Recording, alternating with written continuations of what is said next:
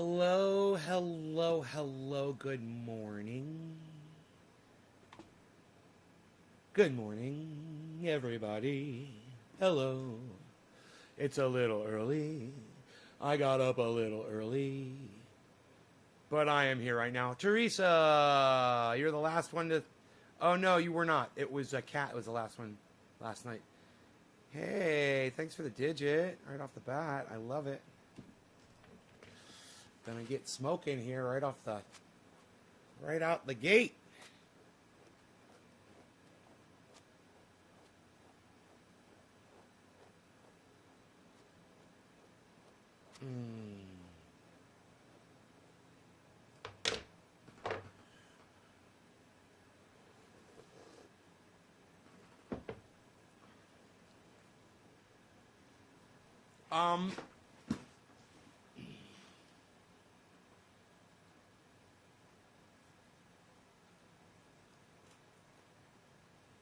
Nick, Tommy Walker. Tommy Walker. Yeah, that's the wrong digit. I'm just going to block you because you think you're fucking funny. How about that? You like that, Tommy? Blocked. Bye. Hi, Mac Hart. How's it going? Someone thought they were going to be cute. I warn my audience. That's my job. All right? You come in here, you try to get cute with me, you're going to get blocked. That's all.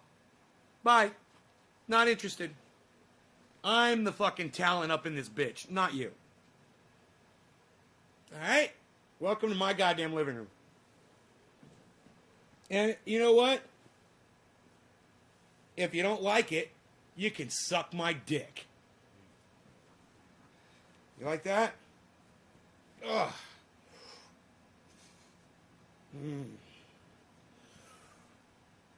Anybody else want to drop an actual digit and not get blocked? They're 3s, 5s, and 7s.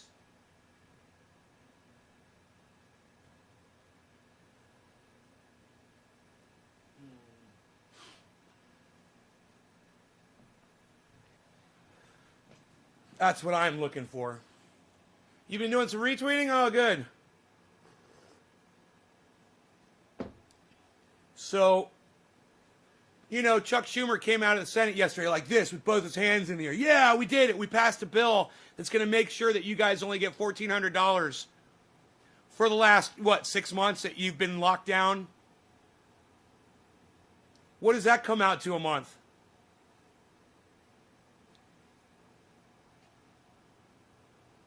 What is that, like $150 or $200 a month or some shit like that? 220 bucks a month or something? Yeah, that's called starvation wages. And everybody that's out there that's patting the Democrats on the backs,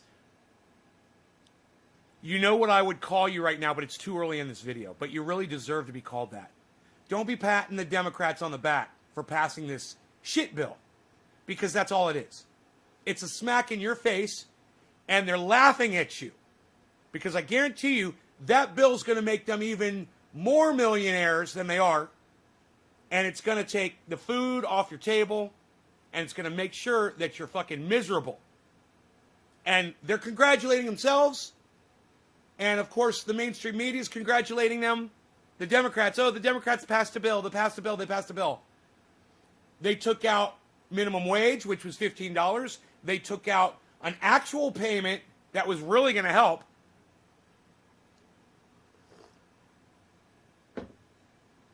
And they're giving you, $1,400?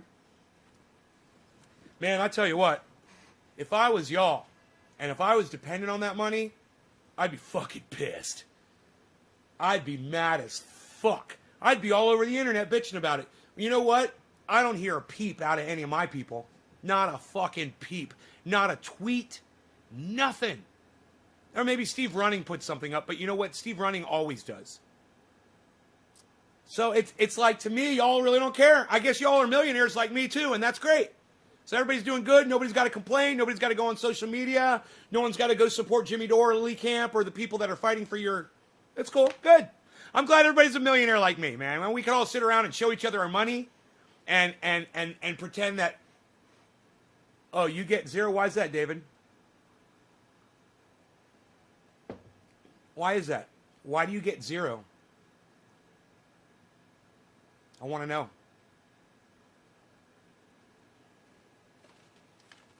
It just amazes me at how silent my audience is on social media about shit like this. My own audience. I don't hear you guys saying anything about it at all. Like, I would think that, you guys would be watching the news. You would see you just got fucked up your asses. And you'd be pissed about it. No, you're not. You don't give a fuck. None of you do. Y'all just keep on going through life and just letting them fuck you. Because you're used to it. Well, man, like I said, if I was y'all, I'd be fucking mad as hornets. If I was y'all. I'm really not that mad because, like I said, I'm a millionaire. I don't give a fuck. But I think it's the people that have access to social media that are getting fucked up their asses. You're the ones that should take a few moments and maybe type a little something out to the United States government, the Democrats, whoever the fuck, and let them know. Maybe voice your opinions a little bit out there. Yeah, but Steve, you take the scraps. You bend over, you get fucked up your asses, and you don't bitch about it. You don't even complain about it. You guys don't even use your social media accounts.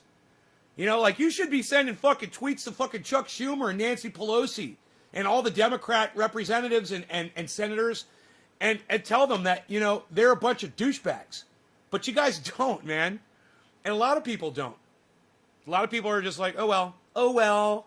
Famous words from my cousin that I don't talk to anymore. Oh well. I'm just going to let the fucking world rape me. Oh well. Let the world rape you. I'm just going to sit back and watch. I just can't believe the fucking utter silence. And it's not just from my own audience.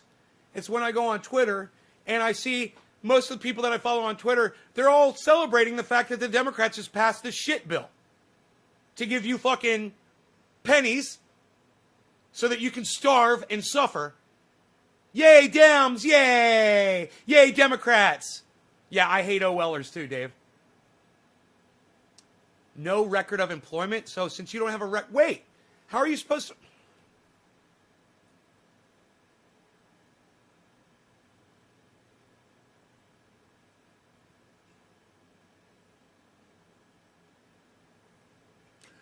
So only people, I don't understand, man. My brain just melted inside my skull, and I'm having a hard time with just general comprehension now. I don't understand what you just said. So talk to me, Dave. Talk to me like I'm a 3-year-old, okay? Okay, just pretend I'm 4 years old. I could just barely understand what you're saying to me. And then tell me again, you have to show proof of employment during a pandemic? Is that what you just told me? Hey, Bill Murray. Everybody just slow down here a second. Let me let David Campione tell me what the fuck he just said, because like I said, my brain just melted inside my skull a little bit, and I'm having a hard time with general comprehension, obviously. Dave, did you just tell me that you need to show proof of employment during a pandemic? You have to have filed taxes in the last year or two? Oh, so 2 years ago when there was no pandemic, they're saying it's a requirement today that you filed taxes 2 years ago so that over the last year that you couldn't work, the government's going to give you a check for fucking pennies, right? Per month, pennies.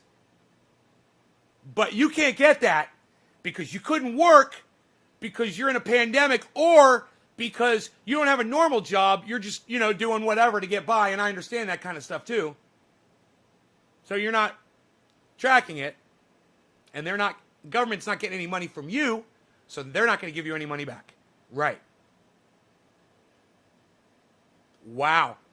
What a fantastic way to create an entire army of fucking thieves, criminals, murderers, and fucking crooks to just go out on the street and just take shit from people.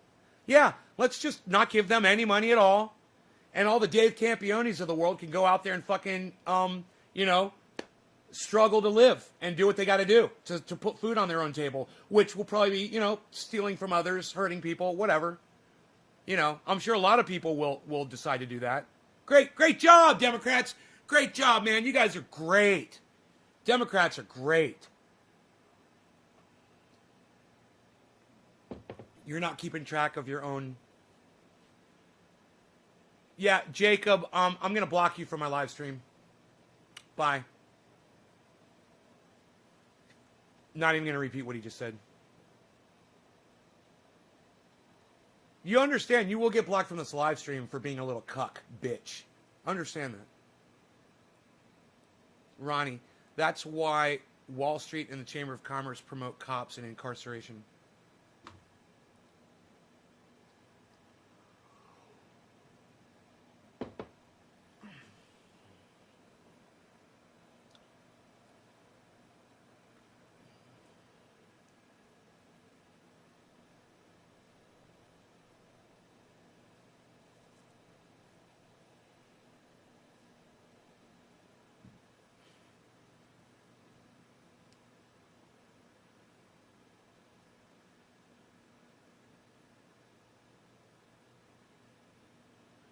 Ronnie Vella, that's a good point. Stop idolizing people like AOC because they just, it's like idolizing Nancy Pelosi. Oh, you don't idolize her anymore, but you're going to idolize the new Nancy Pelosi, right?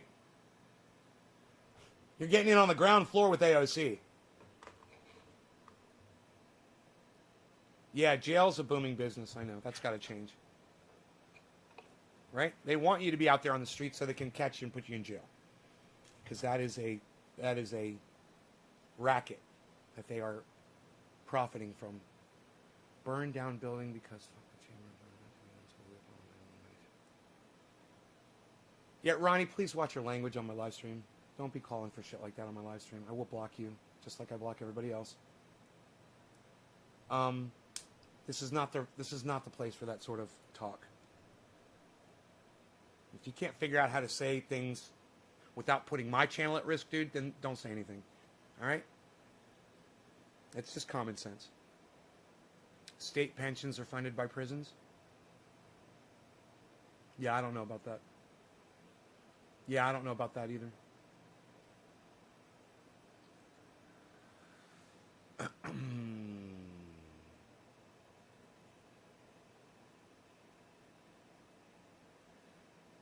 I'm an anarchist? Well, I'm an anarchist too, but I know how to not get my channel fucking taken down off YouTube, and you obviously don't. Or give a fuck about my channel. Right? Why would you give a fuck? It's not your channel. You haven't built it over 10 years and included 25,000 subscribers to it. Right? Why would you care? Right? It's not your shit. You just walk into somebody else's house and take a shit on the living room. Right, Ronnie? It's easy. It's easy to do that. That's why Jimmy Dore likes going on other people's podcasts. And I don't blame him. Because when he comes on my podcast, I'll let him do or say whatever the fuck he wants. Because I'm not worried about getting my shit taken down. On his, he's got to kind of pull the reins back a little bit. Because he knows he's being watched. Well, I accept your apology, Ronnie. Thank you. He's being watched. And you see how easy I am to work with? I'll get along with you. Just subscribe to common sense. That's all I'm saying. Take my shoes off before I come in. Thank you, bro. In fact, I don't require that, but I'm a little barefoot. We're smoking cannabis, and it feels so comfortable when I take my shoes off to smoke. It is like the best feeling, man. I love taking my shoes off to smoke, man. The feet really do. The blood just goes down your feet, man. And I found out that if you're hot out one day and you just stick your feet in a cool stream, it cools your whole body off so fast, because the blood is all down there. And man, when you take your shoes off, it's like your whole bloodstream is being filtered through a cooling plate all of a sudden. Jonathan Hogrelius. Hi, Nate. Hope you're doing well. Jonathan, it's so good to see you again. Common sense is rare these days. Not on this live stream, Bill. This is all I put out on this live stream is common sense. And I call my audience on it religiously. I try to hold everyone in check.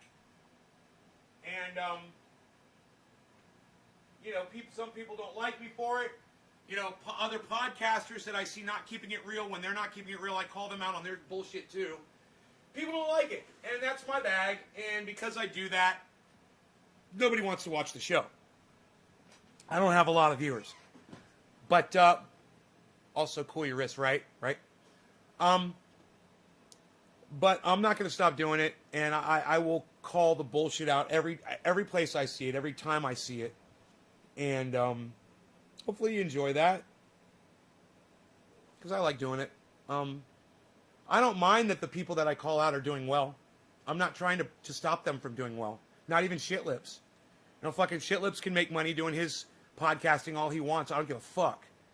I'm just trying to get a message across to these people to fucking keep it real. And when Shitlips goes on, you know, creator, whatever the fuck, and he starts telling people how great their algorithm is, here's an idea.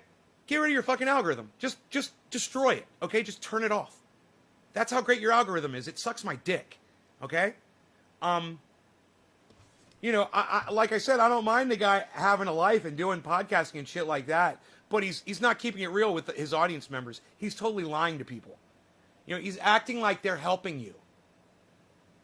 And all they're doing is hurting you. You know, by having a thumbs up and a thumbs down system, they're literally pitting us against each other all day long. They're creating an environment of distrust, of hate, of assumptions, and of judgment. That's not what social media should be. You shouldn't be on there to judge people. You should be on there to enjoy whatever people have to offer you and to contribute to that. I don't need you to fucking tell me whether you like it or not. Turn it off. Fucking scroll. Go watch something else. That's all. I don't need a fucking thumbs up or a thumbs down. I don't need a star. I don't need any kind of a rating or ranking. Like I said, if my channel just was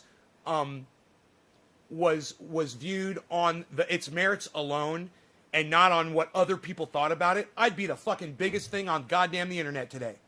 But there's so many fucking cucks and cunts out there that go out there and tell other people, oh no, that's a bad guy, or oh he does that, or oh thumbs it down, or report him, or you know. There's a goddamn, you know, a fucking Bible's worth of bullshit I've had to deal with from people on this goddamn, on all social media. You know, take it out. Take that out of the goddamn mix. You know, quit making it a troll's paradise. You know, if I was a fucking troll, I'd love social media, man. It's all I would do. If that's what I was into. You know, if I had a little dick and all I wanted to do was piss people off all day, man, social media would be the place to do it. You get away with it scot-free. You know, nobody knows who the fuck you are. You can say whatever the fuck you want, turn around and walk away. And that makes you feel good, huh?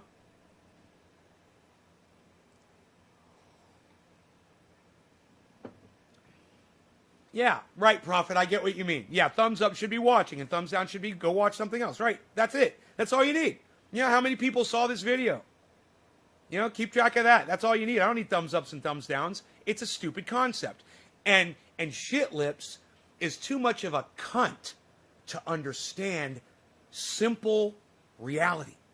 You know, when you give people a tool to hurt each other, they're going to use that tool to hurt each other. It's called a troll's paradise. You know, if there's two guys in an octagon and they're fighting each other, and I throw a couple of knives in there, you think they're just going to leave the knives on the floor? One of them's going to pick up a knife first. The other one better pick up the knife too so he can defend himself. It's the thumbs up, thumbs down. It's the whole fucking thing. You're giving people knives. You know? Why would you do that? Why? Because you're a cunt. You're a fucking dumb cunt. You're a fucking cunt. You're a pedophile. You're a child fucker. You're a fucking douchebag. You're a fucking cuck. You're a fucking...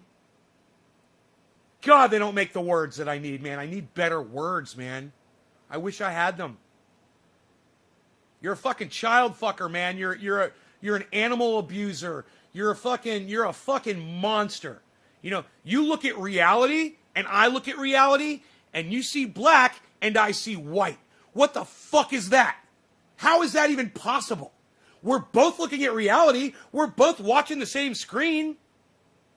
But to you, thumbs ups and thumbs downs is a good thing. And to me, no! It's fucking dumb, and so are you.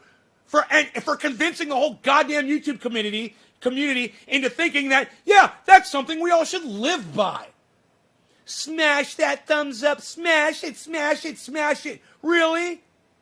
You've made a bunch of fucking cucks out of everybody on YouTube. Listen to all these cuck motherfuckers. Smash. Really? Is that what YouTube tells you to say? Of course it is.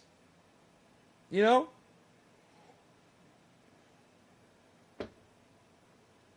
They're picking winners and losers. Oh, you're goddamn right. And you know what? It's their job to. It's their whole life is to find the next PewDiePie.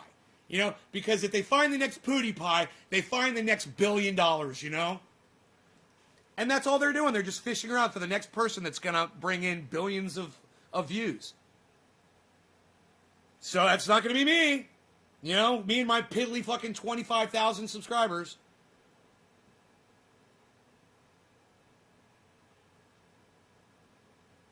Yeah, it's still at 25,000. It ain't going to go anywhere. They're deleting people every day. Hopefully you guys know how to find me when you get deleted from my subscription list. What's sad is people believe it and follow. There's not enough people out there on the internet talking about this like me. You know, who talks about thumbs ups and thumbs downs? It's me and shit lips. I'm telling you it's bad, and he's telling you it's the most fantastic thing on the planet.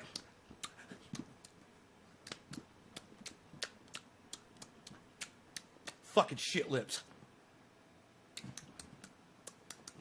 Fucking smack your goddamn mouth at me, you fucking... Ugh!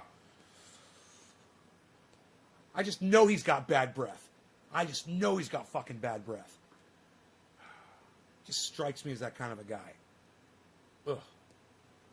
Fucking rot mouth, motherfucker. With your shit lips and your rot mouth. I don't know, is that bad? Can I say that? Am I allowed to say that? Fuck you, I don't care.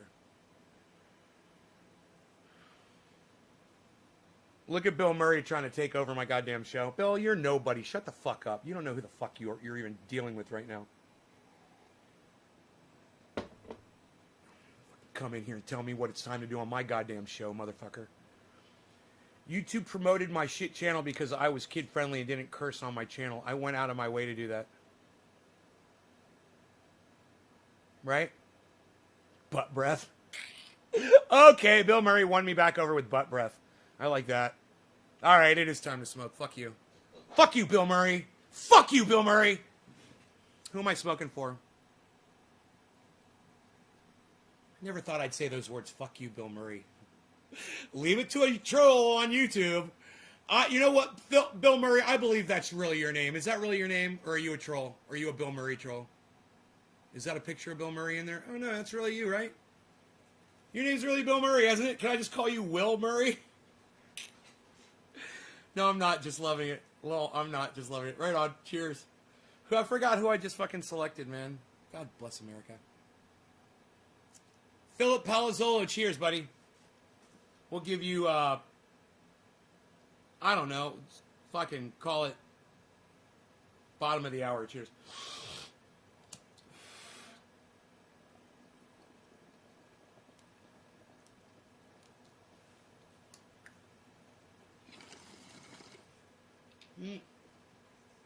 I'm in a fucking super bipolar mood this morning.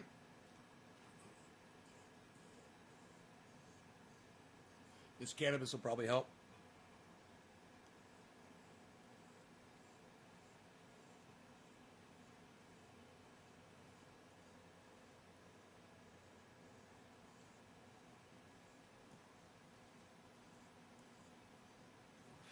Your real name is Bill Murray? It's so funny.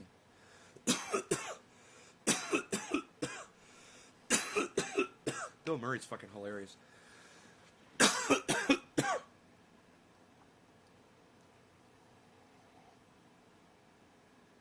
Hey, Griffin.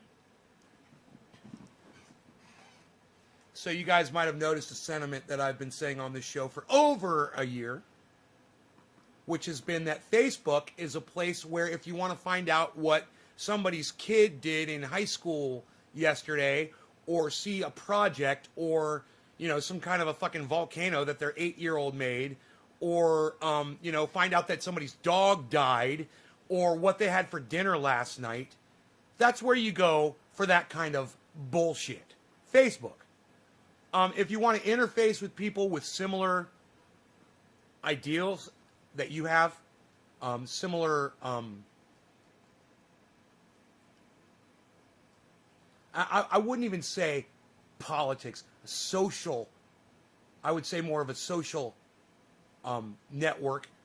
Man, I would only go to Twitter, and I would never go to fucking Facebook. Facebook, it's like the mentality between the things that I see people write on Facebook, to the things that I see people write on Twitter, are night and day. You know, this is a Facebook post, okay?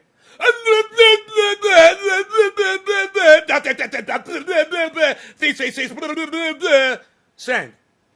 And Twitter's like words that make sense with a period and like having to do with stuff that I'm interested in.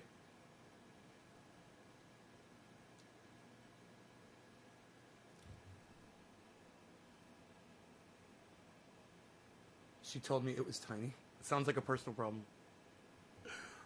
Bitcoin hit 50. Yes, it did hit 50. I saw something like that. Yeah, I'm getting closer to my caps, which is good. Again. Facebook is the ultimate and look at me narcissism. Profit.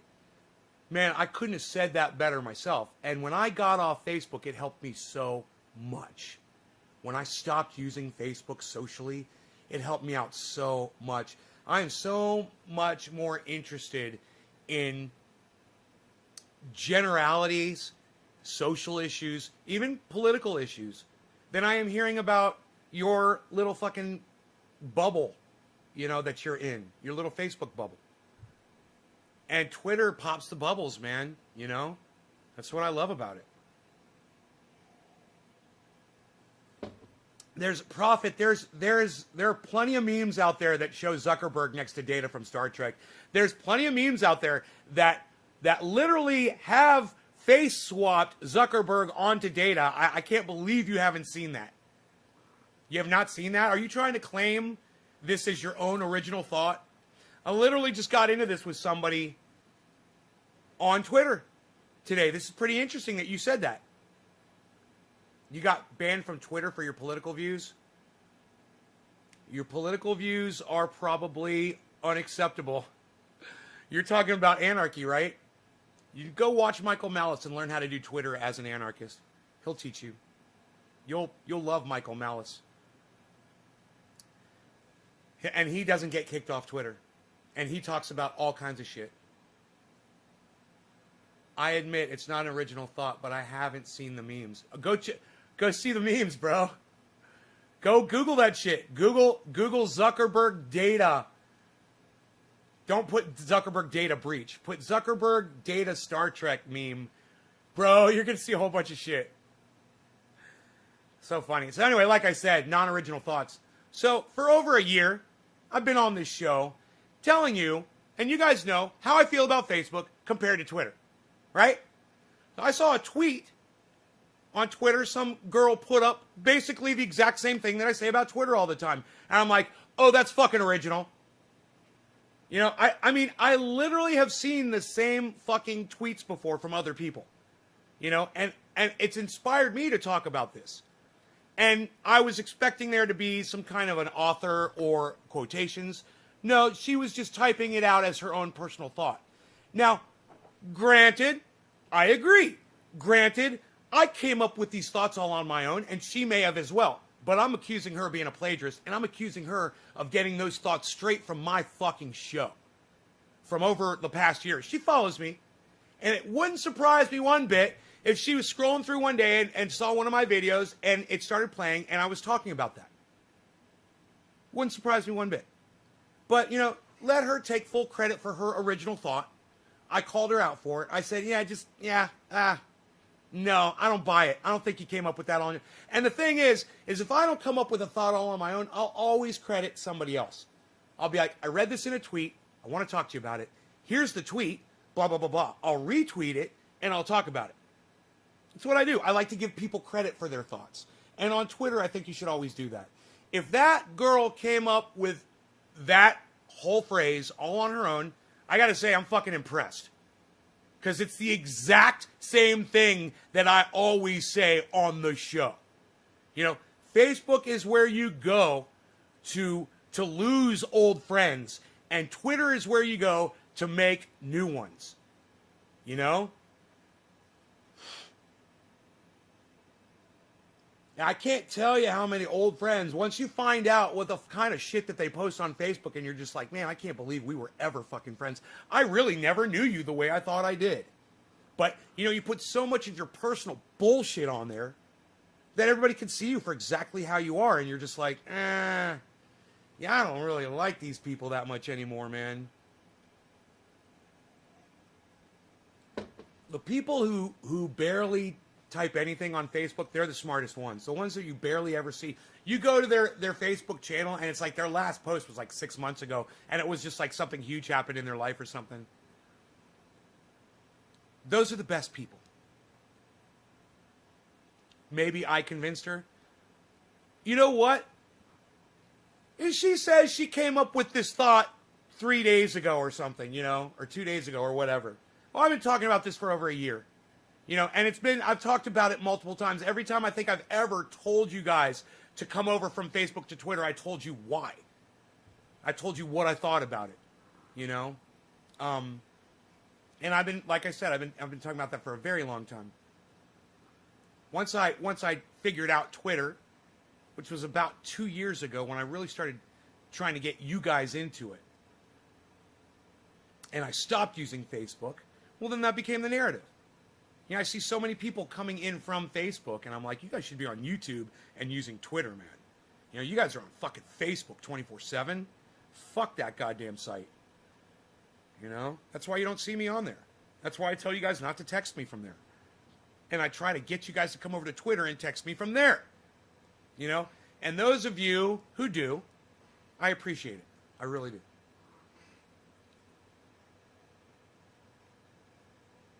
Right? Right?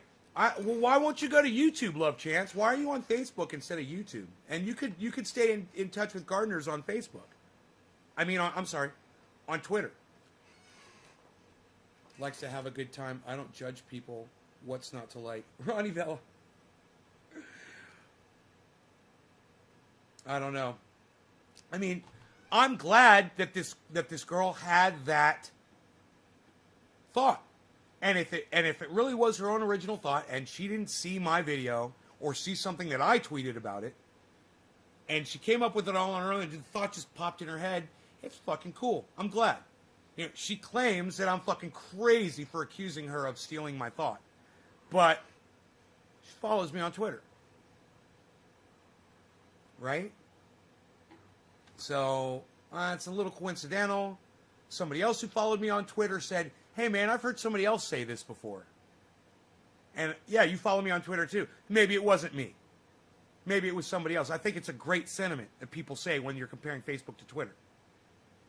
You know? My whole thing has always just been like, it's just about the posts. You want to hear what someone had for dinner last night or what their kid did in school the day before. If you actually give a fuck about other people's kids, I don't. That's why I go to Twitter. And when people start getting all Facebooky on Twitter, I unfollow them like that. You know, you're going to start putting up your personal bullshit on Twitter. I'm not interested. That's not why I'm there. I don't want to know. You know, I want to hear how you feel about something that's going on in the world. You know, I want to hear your thoughts about something that happened that I don't even know fucking happened yet. And I want to find out about it from you before I hear about it on the mainstream media. I'll never get that shit on fucking Facebook. You know, Twitter, man, shit starts trending before the fucking mainstream media grabs a hold of it. If you understand what that means, on Twitter, they've got this thing called trending on the right side. When people are really talking about something a lot, it generates these trends that pop up on the right side. And you'll get the news from people. And sometimes you'll get local news from individuals that are literally there, like some place is on fire. And there's a whole bunch of people talking about it in some city somewhere, and the news hasn't even arrived there yet. And that shit will be trending on Twitter. You know? It just depends on who you follow and what you want to see. And you could tailor your experience there to who you follow. You know?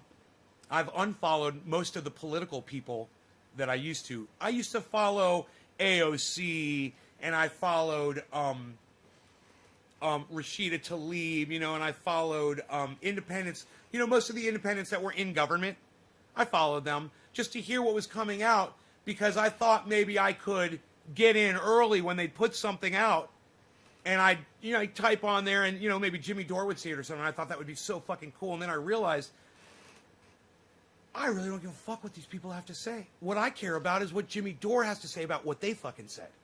What I care about is what Ron Placone has to say about what those assholes said. What I care about is what Graham Elwood has to say about what those people said. What I care about is what Lee Camp has to say about what those assholes said. You know? And then I realized that all these guys, they're starting to sound more like me, where they're not listening to those motherfuckers either. And they're starting to realize that those motherfuckers are all a bunch of fucking liars that aren't doing anything for anybody anyway. And this whole bill that they just passed and say, fuck you, with their little $1,400 fucking bullshit payment, and people like David can't even get it. They're fucking everybody up their ass. And I'm hearing about it from all these other people that I love to watch, and finding out that, the Democrats are playing you. They're playing you so bad. Oh, thank you for your vote. Psh! That's it. Thank you for your vote. Here's a cock slap across your face. That's it. That's the Dems. And I warned you. And I warned you. And I warned you. Hey, man, I'm glad Donald Trump is gone. This is better than Donald Trump. For sure. It is. It's better. But it's bad, too. It sucks my dick. All right? It's just as bad. It's fucking bad. Yeah, I mean, it's bad in another way. It's so hard to put into fucking words. It's like you're dicked one way and fuck the other. It's good not to see Donald Trump in power anymore, though. It's really good. And you know what's even better? The exposing of all the people that are jumping behind Donald Trump right now, all the Republicans that are supporting Donald Trump and clapping for him, all the people that were clapping for Donald Trump when he was giving a speech the other day, and you're just like, wow, I'm so glad you guys are all being exposed for the Trump supporters that you are. You guys are fucking psycho. And if Donald Trump or any of his supporters never make it into power ever again, I'll be happy. But these fucking Dems, man, they got you guys fucked up your asses. You're all fucked. And I told you they were going to fuck you. And I warned you they were going to fuck you. And I said, man, you know what I cannot bring myself to do? I just can't bring myself to vote for those fucking cunts, the Democrats. Here's my fucking ballot. It's not my fault. But God damn it. $1,400, man. Fuck. $1,400, man. You guys are going to be out in the fucking streets. And the Dems are going to be giving each other high fives.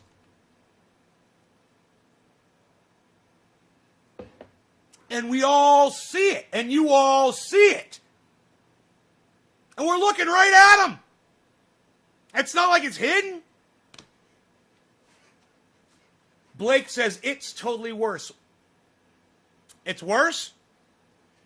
No, it's not worse, bro. No, it's not worse, bro. You had a douchebag. All right, Blake, let me just call you a fucking idiot. Nice to meet you. You're a fucking idiot, number one. Number two, you had a president that sent people to the Capitol. And then when those people were ravaging the people inside the Capitol, this leader of yours that you say would be better to have in power sat there with his hands folded while people in the Capitol were being ravaged and murdered. Blake, you're a dumb cunt. Welcome to my show, bro. I'll be right back. Let me just put my my laundry in the dryer really quick. Put laundry in the dryer. I gotta put that laundry in the dryer, girl. Putting laundry in the dryer. He is putting laundry in the dryer. Oh, girl, in the dryer, out of the washing machine.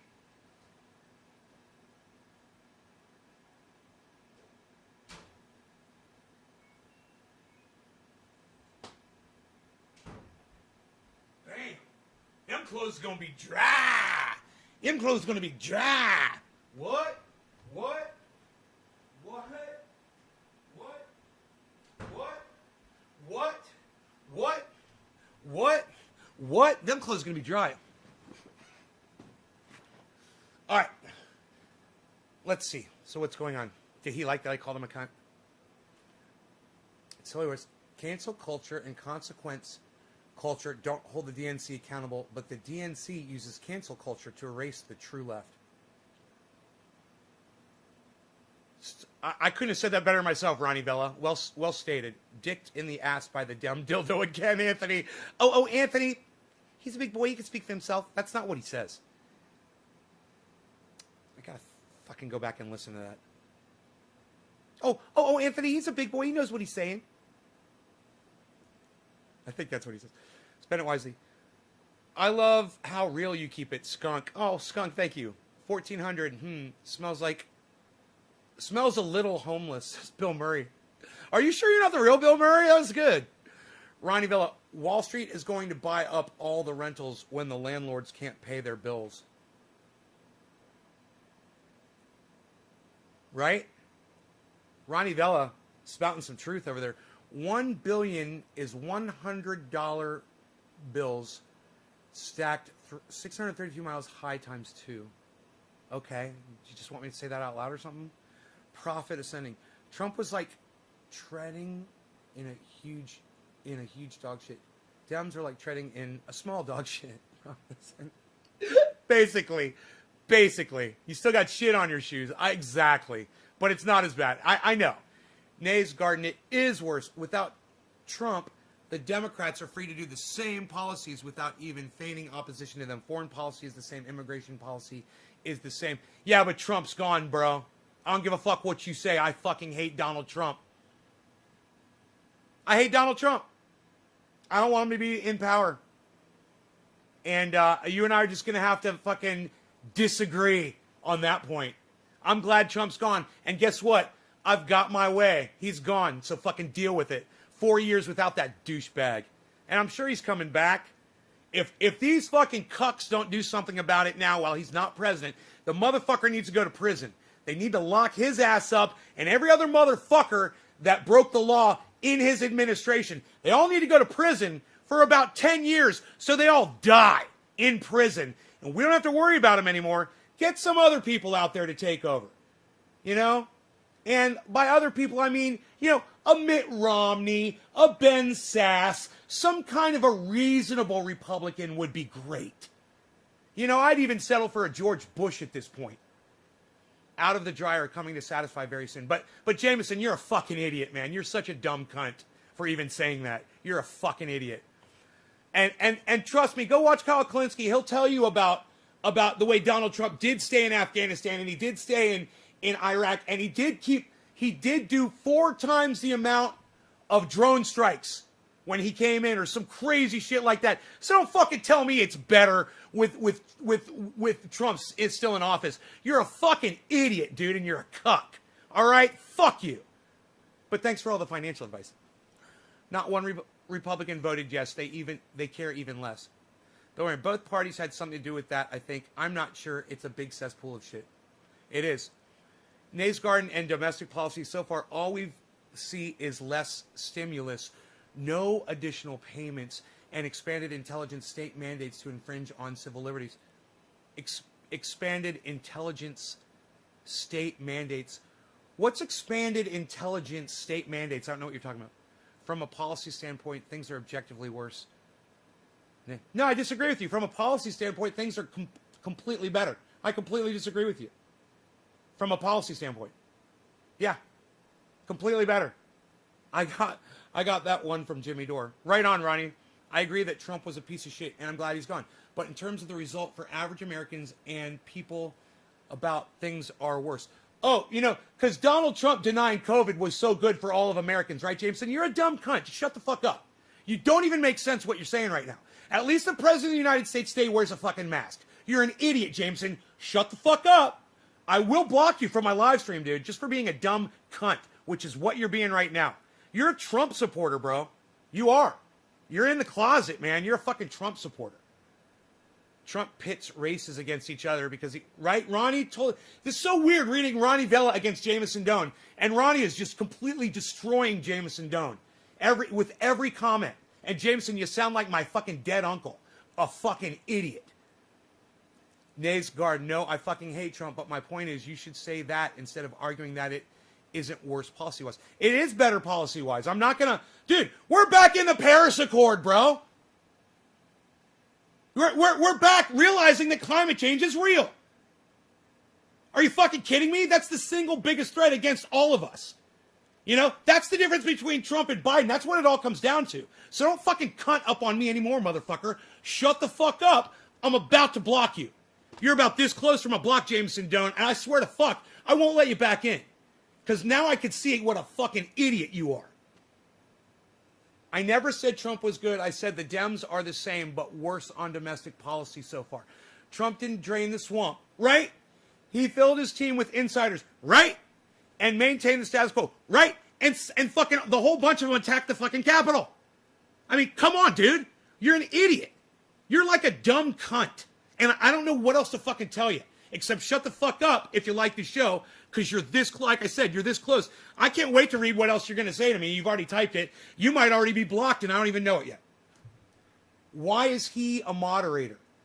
Why is Jameson Doan a moderator? Is that what you're asking me? On YouTube? Because I could trust him. Because I trust him. Because he's a smart guy. But when it comes to this, he's a dumb cunt.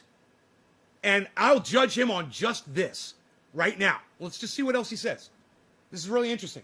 I'm finding out what kind of a person you are. You're a fucking punk bitch, too, dude. You're just a little kid. You think you know fucking everything, and you don't know dick. Take it from this old man. I'm twice your age, motherfucker. I've been around a lot longer than you, and I understand politics better than you ever fucking your punk-ass bitch ass ever will. All right? We're way better off with Trump out of office. We're way better off. The whole world is better off. So when you're going to cut up on me, I'm about to block you and not read the next thing you fucking say. Let me just see what you say. Make the argument then, how are things better for Americans from a policy standpoint? Climate change, period. Masks, period. All right? All those guitars are great for the environment. What? What does that even mean? Nays Garden, the Paris Accord is a toothless, non-binding agreement. That's true. I know. That has no enforcement mechanism. That's true. Right? I know. Nay, this is my area of expertise. And what actually happened after. Right. I know. Everything you said is true. Don't straw man me, motherfucker. Don't be a little cunt. All right? Donald Trump said that climate change was a hoax. Joe Biden got in the Paris Accord to show everybody that he believes that it is a threat. Do you understand the difference? Like I said, man, tread very carefully right now. You're this fucking close. Don't straw man me.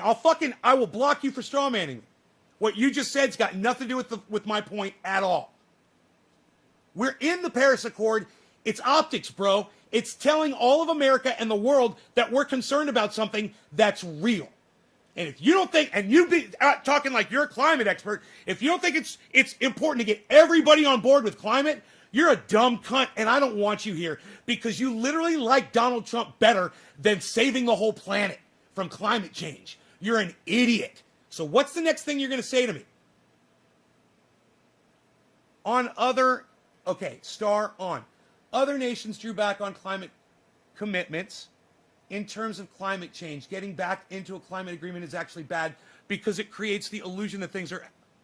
Dude, Jameson, I'm blocking you. Look, I want everyone to see Jameson Doan's straw man argument. I'll make it full screen. Look at him straw manning me, everybody. I told you not to straw man me, bro. I told you not to straw man me. All right? Now you're going to get blocked from my live stream. All right? This is like me. when I would get in trouble with my mom and she would say, wait till your father gets home. All right? As soon as your chats go past the screen, bro, daddy's coming home. Because I'm not silencing you.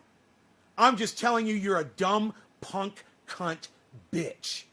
And I don't want you here anymore. And it's got nothing to do with what you did for me with Bitcoin and all that shit. I appreciate all of that. I want you to know that. Thank you for all of that. That was great. But you're fucking psychotic, dude. You've been indoctrinated.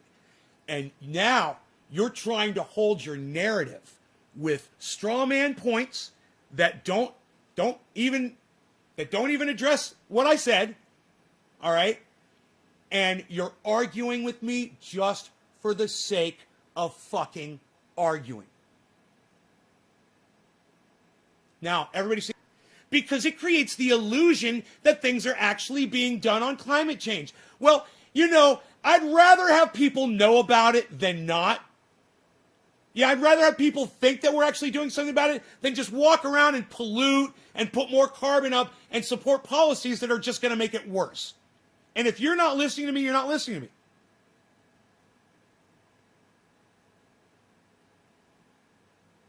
Yeah, you are straw manning me. I'm going to give you one more chance, all right? You fucking dumb little cunt. I'm going to give you one more chance, all right? Here you go.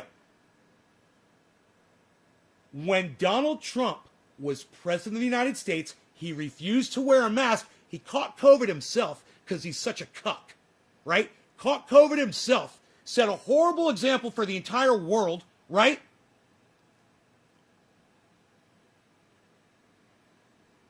And he called climate change a Chinese hoax, and he called COVID the China virus. He caused Asians to be beat up in the fucking streets, dude, of America. You understand that? You still want to tell me he's better? No. No. Biden or Trump, motherfucker. Say it right now. You say it fucking right now. Biden or Trump? I've just made my fucking point, dude. Who's better, Biden or Trump?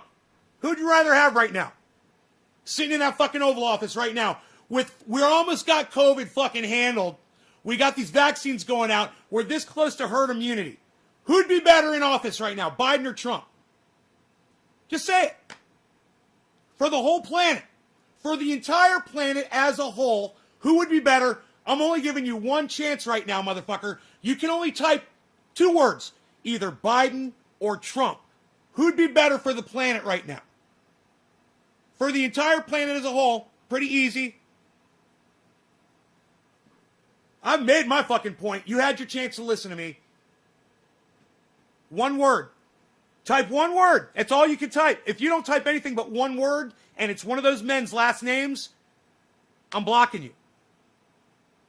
Dude, I know I'm right, and I know you're wrong. And I'm not going to sit here and have somebody in my audience that literally thinks they're going one up on me over something that they're completely wrong about. Jeremy, what's up, brother? Jeremy can come in and say whatever the fuck he wants.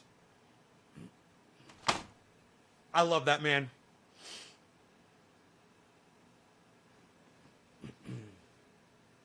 Come on. 1 word, motherfucker. Okay, look. No. Now you're blocked. I told you. I gave you the chance, and now you're blocked. And now goodbye. Forever. I don't give a fuck. And you know what? You're one of those loyal viewers that comes all the time. And it's going to hurt me to have to cut you loose and not have you here anymore. But I got to fucking tell you, man, there's no way I want to be fucking friends with you. You're a fucking idiot. You are a fucking idiot. Good morning, Jer. What's up, bro? How are you? Good to see you, sir. Welcome to my show again. Oh. He is Jeremy, that was a staunch supporter of the show, somebody who comes all the time. And, you know, you're not going to fucking let me common sense him. I'm sorry. You know, maybe if he had a little 8-year-old daughter who was Asian that was getting picked on from other kids out in the playground or whatever, maybe it'd change his mind. You know? It blows my mind the amount of ignorance when you literally just throw the facts out at somebody and you say, hey man, when Biden is president or Trump is president, we're bombing other countries, man. We're killing people. It doesn't matter who the fucking president is. But if one of them is going to say China virus, yeah, or the Kung flu repeatedly and cause racial hatred in this country, I'm going to go with the old fart fucking Biden motherfucker. And if you're not, we can't be friends because you're a racist cunt. All right? You got it? That's what it comes down to. It just comes down to people, man. It just comes down to I love people and you couldn't give a fuck about them. Gage, right? You know, and I'm sorry, as an American citizen, I want to apologize to all Asian people for my country because we're cunts. To even entertain that we would elect that douchebag racist as president of the United States. I'm sorry, and I apologize. You know, and I want you to know this. I've always hated Donald Trump. I've never watched any of his television programming, ever. Ever. I never watched any of his programming, ever. I was never indoctrinated by his fucking showmanship or any of it. I always hated the guy. You know why? Because he's the complete opposite of what I imagine the type of person I would want to be is. He's the complete opposite. You know?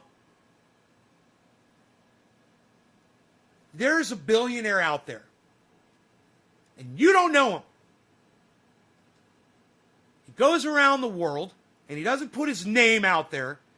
And he spends his money to try to go to villages that don't have clean water, access to medical, and he goes there and he tries to build up their infrastructure with his money and his expertise and his team. You guys don't know him, and he couldn't give a fuck if you guys did. That's the kind of guy I'd like to be. You know? Not the kind of guy that lives to have his name in gold on the side of a fucking building that he built that's got, oh, it's the best location, it's the greatest location. This is the greatest, finest location ever. Look at this location. You're going to love this location. That. Now, I'm not saying Joe Biden is the kind of person that I respect. I'm just saying Donald Trump is the kind that I fucking hate. And, hey, man, I hate Joe Biden, too. I fucking hate him. You know, I fucking hate him. I hate Joe Biden. I fucking hate him. I hate Joe Biden. I fucking hate him. Don't get me wrong. I hate him. I hate his fucking policies. He's a fucking racist piece of shit. But you know what? His sneaky kind of racism doesn't encourage violence towards other people like Donald Trump's did as president of the United States. And if you can't see that and you can't weigh it and just go, man, dude, they attacked the fucking Capitol, man. You know, the guy said climate change was a Chinese hoax. He called it the Kung flu. And he called COVID the Chinese virus. He made people hate Asians, man. A lot of that hate would have never existed if it weren't for him. He blamed China for the fact that he couldn't stop a pandemic in his country. You know, he was the only person in the world that was doing that. The guy was a fucking joke. And I am so glad that he's not president of the United States. And I didn't vote for Biden. So you can't blame me. And you can't credit me. I'm thankful. And that's all I'm saying. I'm fucking thankful. So thankful.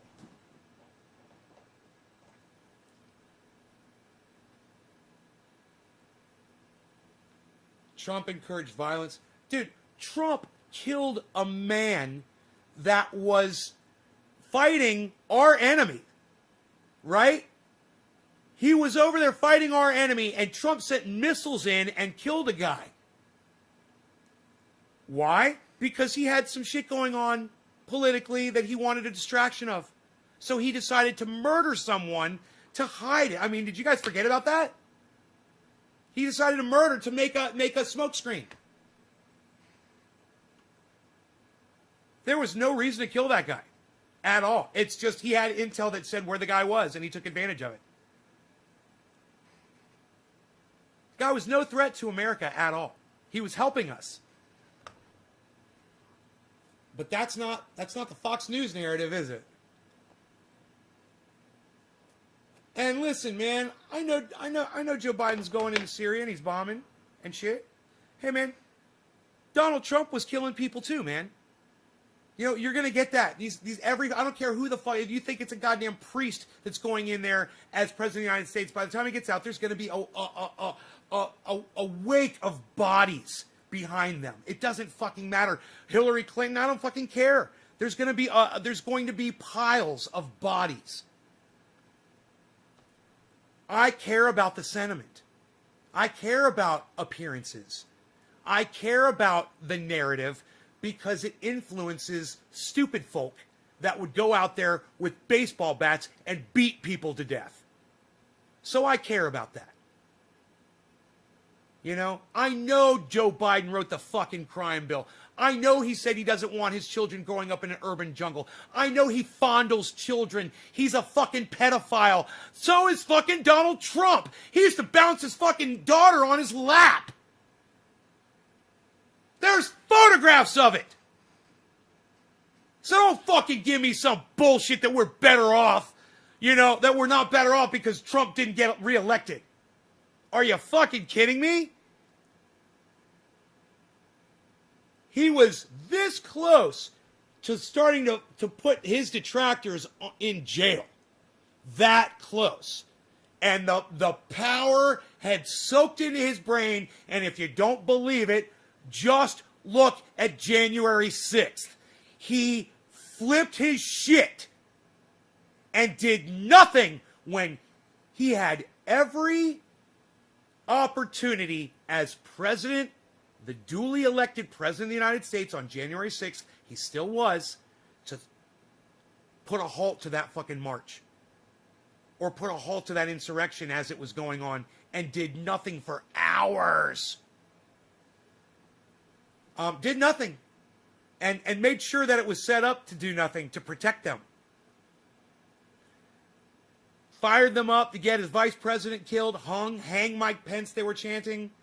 It's the shortness of memories that some people have. It blows my mind that people, it's 420. It blows my mind that people can't even remember the last 4 years. Everything.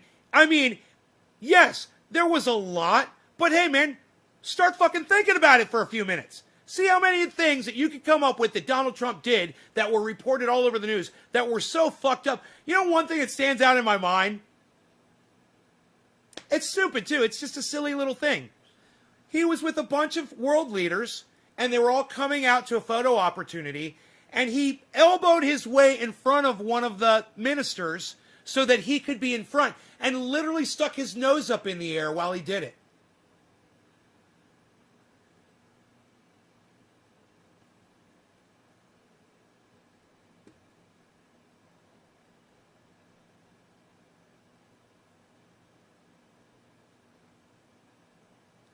Teresa King, happy 420. Cheers. Hey, Slowski, what's up, brother? Hey, Jeffrey Cooper, hello.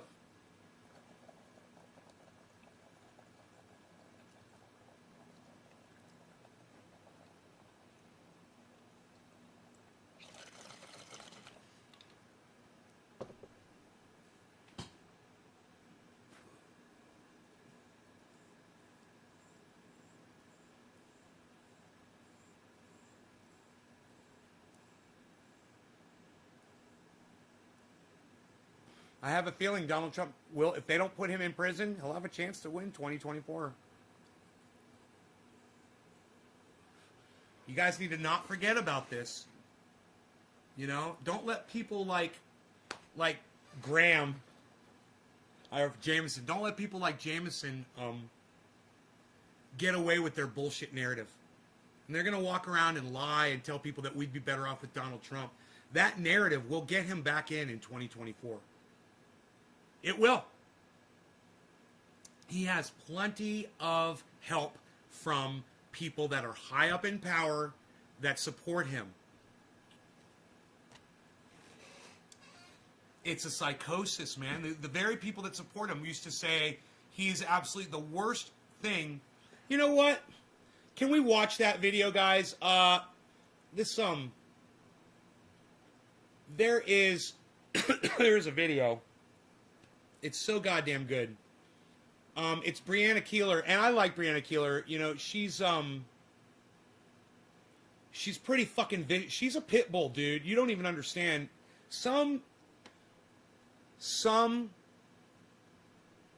news reporters are good, you know?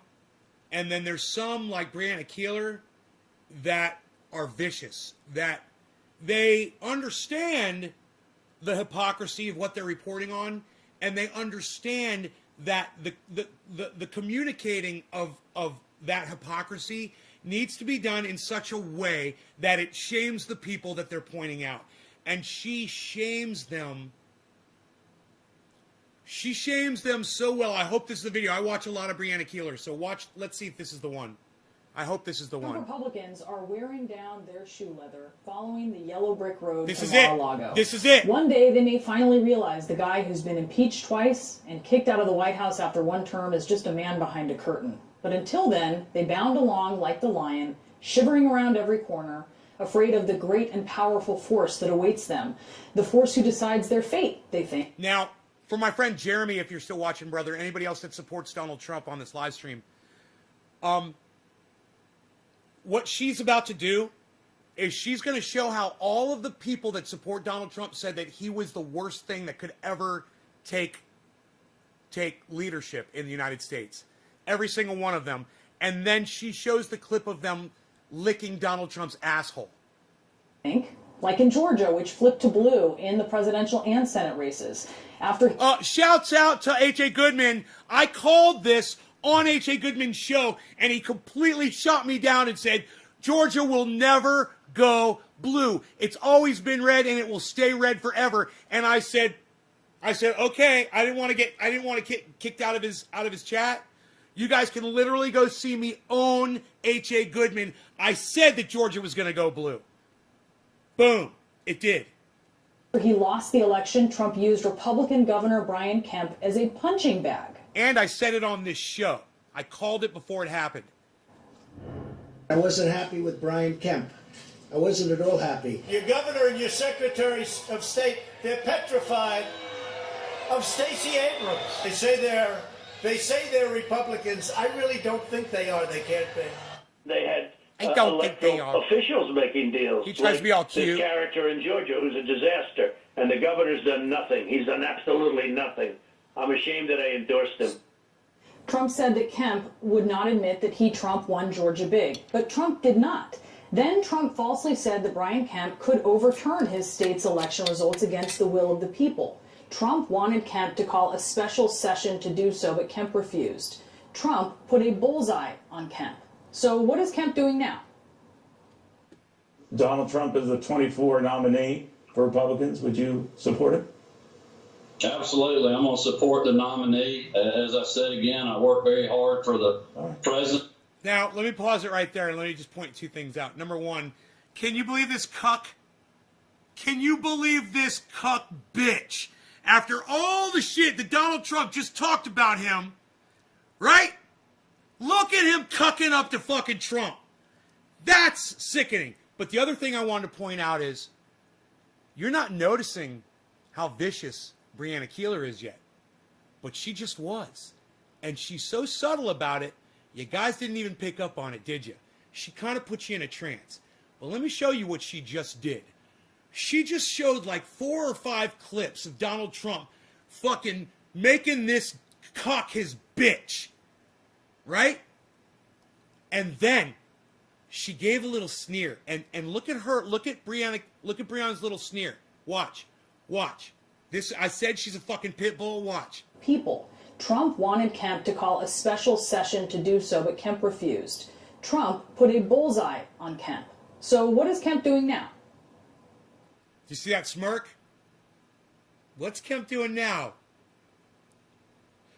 Dude, sometimes a pit bull can kill you while you're sleeping. And I'm telling you, Breonna Keeler is a fucking pit bull. Watch this fucking video. You guys are going to love it. Get high with me. Who are we smoking for? Who is it? Oh, what are we doing here? Look at this. We did this already. Steve Running, you're next. Steve Running. Stephen Running, this bong rip is for you. Bottom of the hour, sir. Donald Trump is the 24 nominee for Republicans. Would you support it? Cheers. Absolutely. I'm going to support the nominee. As I said again, I work very hard for the president. Republicans, we need to have a big tent. I mean, there's a lot of great ideas out there. We're not always going to get along. But I think the president deserves a lot of credit, and he's not going away. He's not going away. And Republicans like Kemp are as afraid as they are ambitious. And so they sit in that tent with people who hate them, who think they stole the election.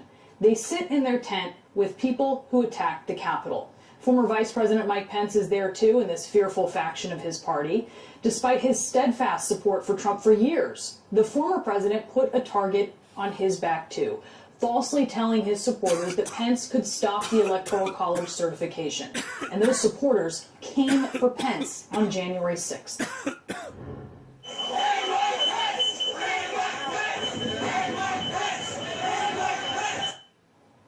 Okay. The moral thing to Just in case you guys are wondering, the crowd was screaming, "Hang Mike Pence," repeatedly. They were doing that because Donald Trump had just told them at a rally minutes before that Mike Pence was the single person right now in power who could reverse the election, and that he lied to them and told them was stolen. So you don't want to give Trump blame for that. I mean, it's pretty clear to hear them say, "Hang Mike Pence." Why would a whole crowd of people be coming after Mike Pence? I wonder who put the idea that they should be going after Mike Pence in their heads. Isn't that weird? Oh, I got an idea. Go back and listen to the rally that Donald Trump gave before the march and listen to him tell them that Mike Pence is the only person who will be able to save the presidency and all of their precious democracies. All of them. It's up to them to make sure that Mike Pence does his job. to do when someone wants to kill you because of a lie. The courageous thing to do when that lie threatens the values that you profess to hold dear is to denounce the lie. Instead, Pence is repeating the very lie that put his own life in danger as he dreams of what? His own perch behind a curtain? On occasion, some Trump-supporting Republicans show flickers of courage in the face of the undeniable reality of the forces that are strangling their party. Just like any There's no addiction. question. None. These guys are all drug addicts, right? Their addiction is power. They're just like me. I understand it. You know, you take an addiction and you're going to be addicted to something. So what's it going to be? Well, these guys got addicted to something that's going to make them a whole lot of money and power. And, you know, that power, it's something that they could keep getting and keep getting and keep getting. And if they keep supporting Donald Trump, then they stay in power, they stay in power, they stay in power. And that's all they want. They just want power. They just want power. They just want power. What is that? Power over people. Why is that? Because they're fucking sick. They're like cult leaders. You know, it's a cult leader desires to have power over people. So they start a cult, they recruit people, and they have power over them, and they recruit more people, they have more power, they can get these people to do whatever they want, and they're feeding their addiction. These people right here are fucking cultists. This is a cult leader right here.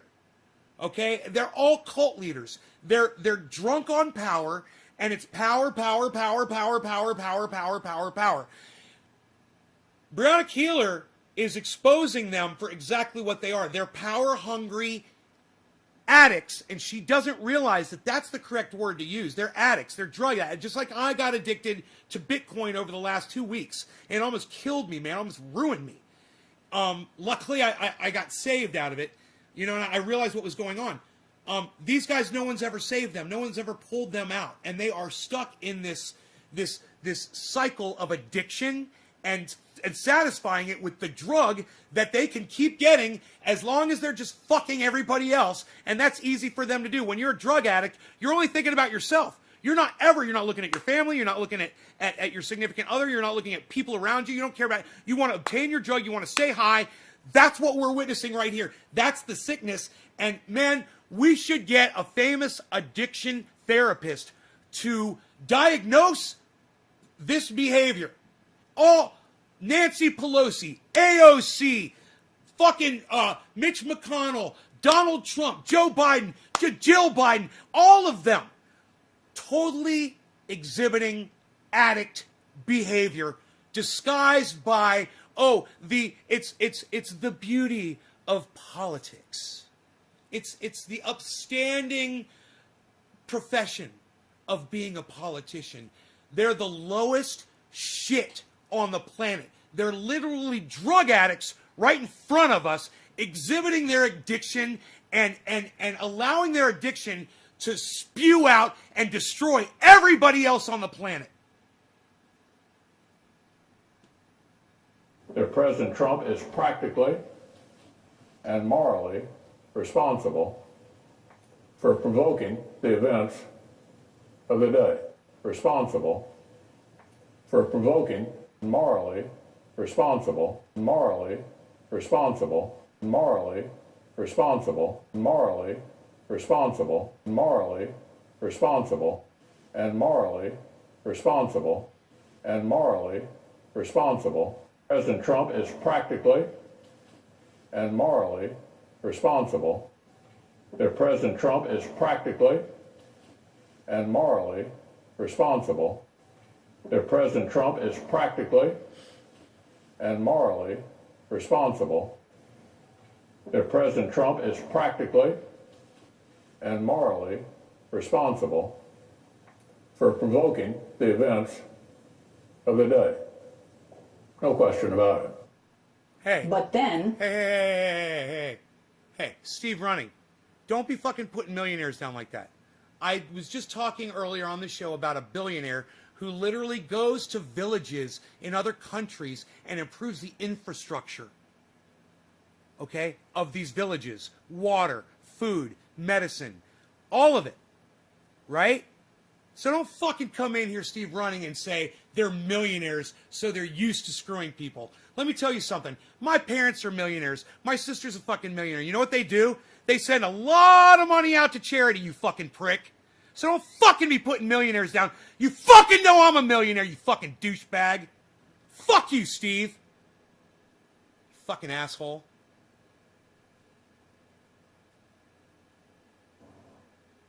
If the president was the party's nominee, would you support him? No. Oh, You the said, nominee of the you party? said, no, Absolutely. you just said that millionaires were the reason that they're used to screwing people. People don't become millionaires to screw people over. People don't become millionaires by screwing people over. Steve, just because you never fucking figured it out doesn't mean you gotta be a bad person to be a millionaire. You fucking dumbass. Shut the fuck up. Quit trying to double down and reason your way out of this, you fucking idiot. there is safety in numbers, but there is cowardice as well. And right now, the Trump-supporting GOP has the monopoly. I can't even fucking concentrate. I don't even know what the fuck Breonna Keeler just said. You got me so fucking confused right now, you fuck. What the fuck just happened? There is safety in numbers, but there is cowardice as well. And right now, the Trump-supporting GOP has the monopoly on it. You mess with my wife, you mess with my kids, that'll do it every time. Donald, you're a sniveling coward, and leave Heidi the hell alone. That was his best impression of a Texan. Oh, that was great. He should go fucking do Hollywood, man. He could be a cowboy. That's okay, Steve. I forgive you. Fucking come down on millionaires, bitch. They want him to go away. Let me tell you this right now. Donald J. Trump ain't going anywhere. Donald Trump is everything I taught my children not to do in kindergarten. They beat him up before he got into office. They're beating him up after he... Everything I taught my children. Donald Trump is everything I taught my children not to do in kindergarten. Donald Trump is everything I taught my children not to do in kindergarten. Donald Trump is everything I taught my children not to do in kindergarten. Going anywhere. Donald Trump is everything I taught my children not to do in kindergarten. Going anywhere. Donald Trump is everything I taught my children not to do in kindergarten. Trump is everything I taught my children not to do in kindergarten. Donald Trump is everything I taught my children not to do in kindergarten. Do you know what the key word there is in that whole sentence? It's kindergarten. What she's saying is Donald Trump doesn't even have the mentality of a child in kindergarten. Do you guys realize that? It's the word kindergarten. That she's classifying, she's literally saying where she believes Donald Trump's mentality resides. They beat him up. Trump ain't going anywhere. Donald Trump is everything I taught my children not to do in kindergarten. Trump is everything to do in kindergarten. They beat him up before. To do in kindergarten. To do in kindergarten. To do in kindergarten. They beat. To do in kindergarten. To do in kindergarten. To do in kindergarten. To do in kindergarten. To do in kindergarten. To do in kindergarten. To do in kindergarten. To do in kindergarten. They beat him up before he got into office. They're beating him up after he leaves office. I mean, at some point, I mean, give the man a break. You know how you make America great again? Tell Donald Trump to go to hell. I think he laid out the clearest choice that a free people will ever have between two candidates. That a free people clearest again? Tell Donald Trump to go to hell. You know how you make America great again? Tell Donald Trump to go to hell. The man a break. You know how you make America great again? Tell Donald Trump to go to hell. I mean, give the man a break. Wait, leaves office. Wait. I mean, give. Wait.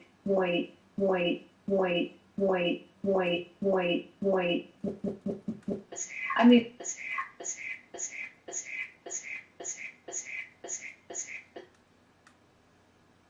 I mean, thing I to do it. Thing I Tell Donald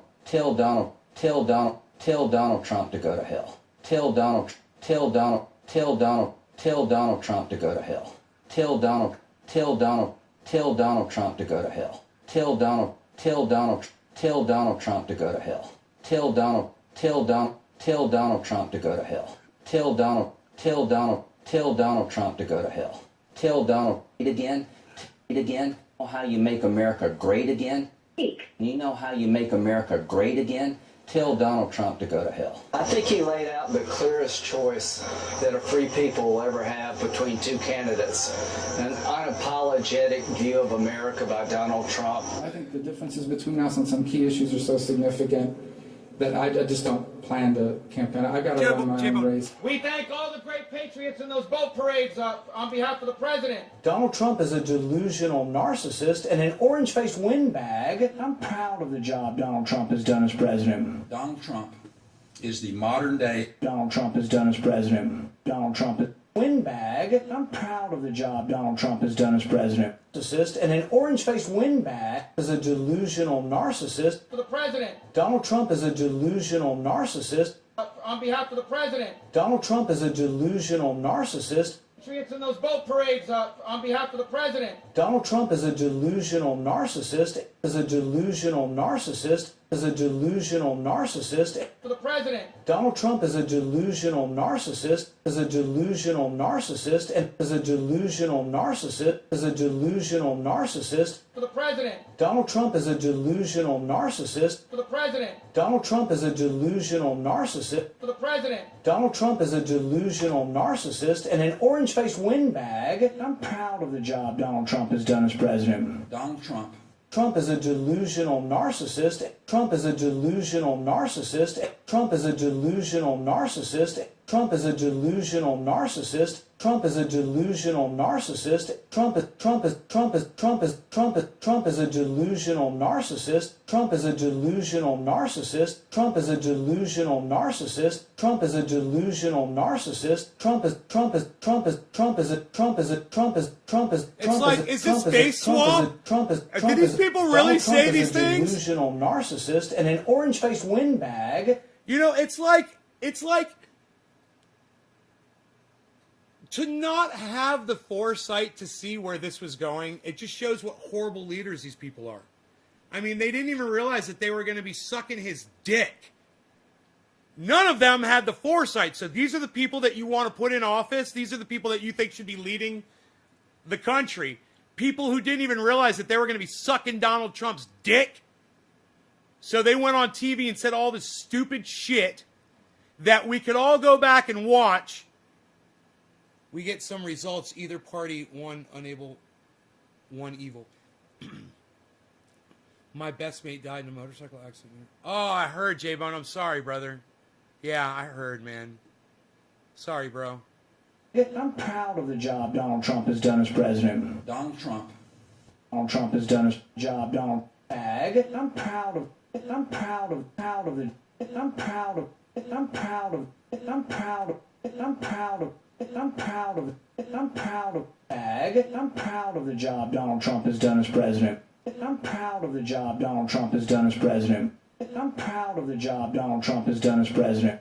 I'm proud of the job Donald Trump has done as president. Donald Trump is the modern day incarnation of the Know Nothing movement. He espouses nativism, not conservatism. I said, Mr. President, I know there are people that say, you know, you said you were the chosen one. And I said, you were. The GOP doesn't need to be turning away voters and isolating them. We need to be bringing them into the tent. Donald Trump is the last person who's going to do that. Bringing them into the tent. Donald Trump is the last person who's going to do that. Bringing them into the tent. Donald Trump is the last person who's going to do that. Bringing them into the tent. Donald Trump is the last person who's going to do that. Bringing them into the tent. Donald Trump is the last person who's going to do that. Them into the tent. Donald Trump is the last person who's going to do that. Everywhere we go, the streets are lined with support, like I don't think any other president has had previously. In The Wizard of Oz, the lion asks, what makes the flag on the mast to wave? Courage. What makes the elephant charge his tusk in the misty mist or the dusky dusk? Courage, his friends tell him. And the lion follows the yellow brick road to Oz to ask the wizard for some courage. Just like Trump-courting Republicans head to Mar-a-Lago. But like the lion, they are mistaken about how courage works. Courage is theirs if they want it. They just can't bring themselves to summon it. Right? She's a fucking vicious pit bull. You guys should check out Brianna Keeler on YouTube. She's on the CNN channel. She does great reporting. Everything she puts out, man. I don't know how big her team is, man, but she gets it, bro. She's on it.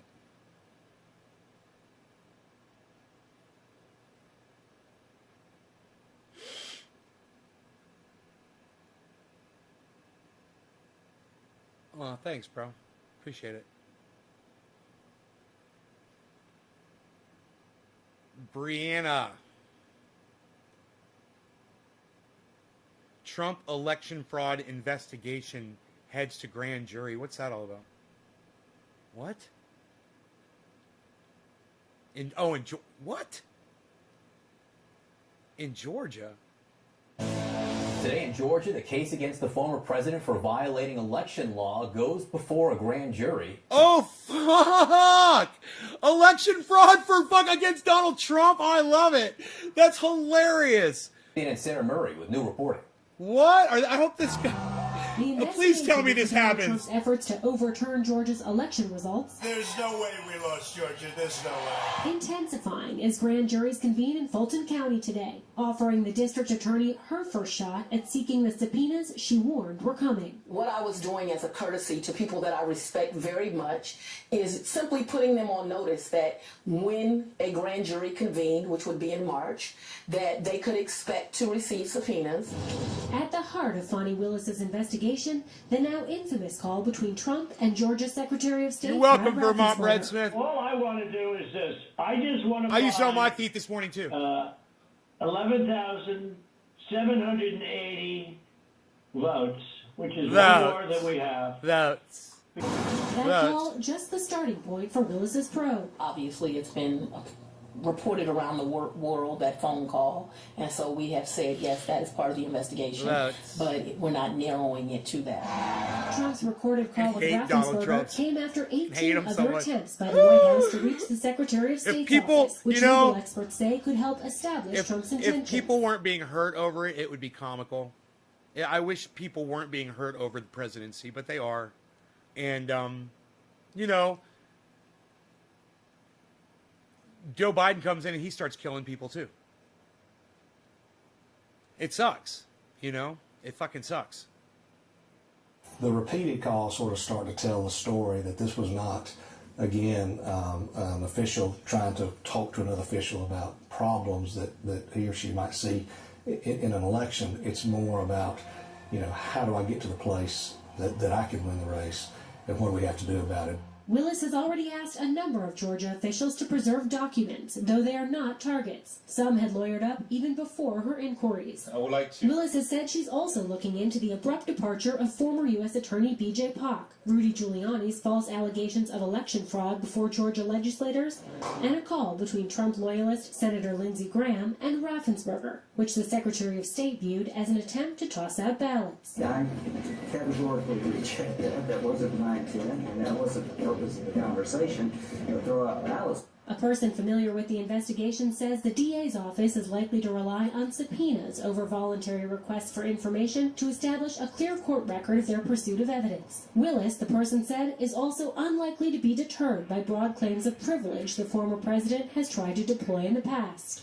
Willis was quick to launch her Trump probe after taking office in January. My career has taught me, no matter the political pressure, just do what's right. As for when she'll decide whether to prosecute the former president, I'm in no rush, she tells the Get him, honey! press. Get him! I love her! I love her! Now, Giuliani tells CNN he was just making the best case for his client, then President Trump, and any potential case against him would be a travesty and would be vindictive. Trump's team didn't comment for this story, but in the past, they've said that there was nothing wrong with then President Trump's call in Georgia. Back to you, Allison. Sarah Murray, thank you very much. Joining us now is CNN political analyst Maggie Haberman. She's a Washington correspondent for the New York Times. Holy shit. Maggie, great to see you. In addition to everything that Sarah just laid out, here are the criminal probes that are ongoing with Donald Trump. So there's the Manhattan DA probe of his finances, the Atlanta DA probe of the election schemes, the Georgia Secretary of State probe of that phone call, as Sarah just said, the D.C. Attorney General and D.C. U.S. Attorney General possible incitement of violence charge relating to the Capitol insurrection. And then there are also these civil suits. Congressman Thompson suing him, New York Attorney General investigation into the Trump Organization, E. Jean Carroll's defamation lawsuit regarding her rape charge, and Summer Zervos' defamation lawsuit regarding a sexual assault or harassment. So which one of these do you think Team Trump is most concerned about? So, Allison, there's one missing there, actually, two anyway, which are the suits, or the, not suits, but the prosecutions, potential prosecutions related to the Trump Inaugural Committee, and those are taking place in at least two different venues. What worries them the most, look, it's still the one in Manhattan from Cy Vance, who, as we know, spent a lot of time and recently succeeded in getting the former president's tax returns, which were millions and millions of pages, which that office is going through. But that is one that goes at the heart of Donald Trump's business. In terms of the Georgia probe, the former president has repeatedly said, it was a perfect phone call. I know we've heard him say that before about other things. His lawyers have been, downplaying any potential probe as to how concerned they are. The Cy Vance investigation remains the one they are most focused on. And there was new reporting in the New York Times and the Washington Post, Maggie, about that investigation and a new focus, I don't know if it's new, on Allen Weisselberg. Now explain to us, remind us who he is, where he exists in Trump world, and why he might be such a valuable target for investigators. Sure. So Allen Weisselberg, remember, is the longtime financial gatekeeper at the Trump Organization, worked for Fred Trump, Donald Trump's father. Dude, can you believe spread out all of those fucking cases, and then Maggie Haberman chimes in and is like, oh, you left two off? Oh my God, dude, it's so fucking funny. Can we go back to that part, please? Please. Oh my God. Oh my God. Zervos' defamation lawsuit regarding a sexual assault or harassment. So which one of these do you think Team Trump is most concerned about? Here it is. So, Allison, there's one missing there, actually, two anyway, which are the suits, or not suits, but the prosecutions, potential prosecutions related to the Trump Inaugural Committee. And Dude, the Inaugural Committee, you gotta fucking love it, man. It's just, it doesn't get any better, man. There's so many cases against him. And people are like, no, dude, he's a good leader, man. Well, then how are people able to file all these fucking charges? It's all phony. It's all fake, dude. None of those are real, man. Those aren't real charges, bro. It's not even Biden, man. He's wearing a mask, man. It's Robert Kennedy Jr., bro. It's Robert Kennedy Jr., bro. Yo, dude, bro, he's doing us, bro. He's doing us, bro. Come out here, check it out, bro. I'm watching, dude. All right, bro, just checking. I know you're watching, bro. Are we still live? How many people are here? Nobody said anything for... You guys think I'm going to scream at you like I screamed at Stephen Running? No, Stephen Running said something really fucking stupid. That's why he got screamed at. I'm not going to scream at you guys. Are you still here? Oh, hey, Nick. Hi, buddy. Here, see, I'm not going to be mean. I promise y'all.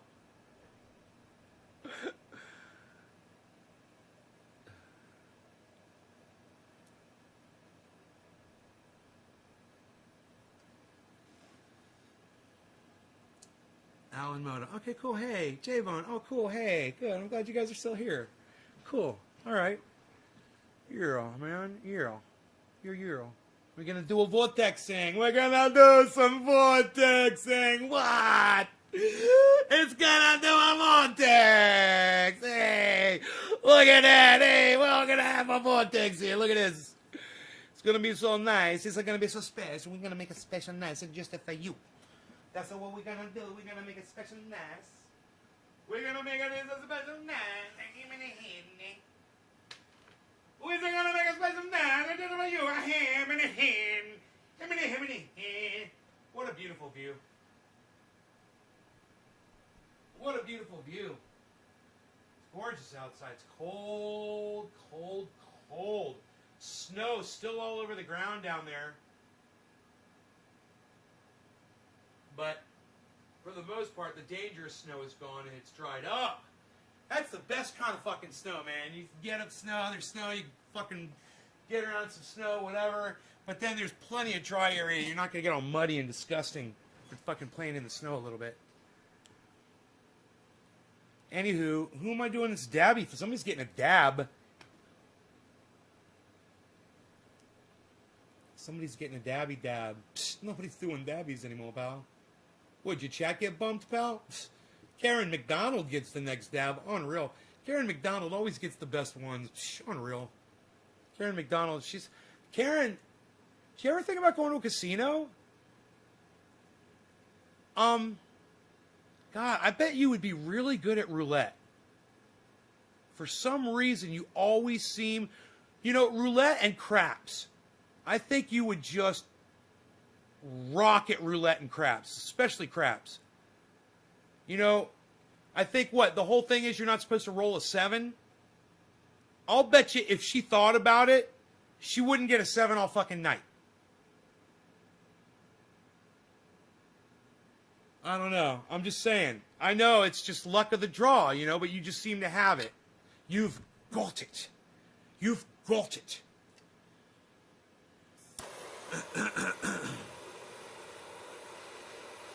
Him and a him and a him and a hand, him and a him and a hand, him and a him and a him and a him and a him and a him and a hey.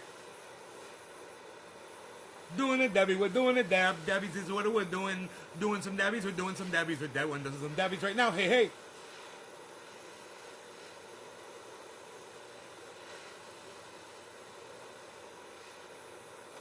Sorry, GG4 not... Oh, Gorilla Glue 4. I know that one. That's a good one.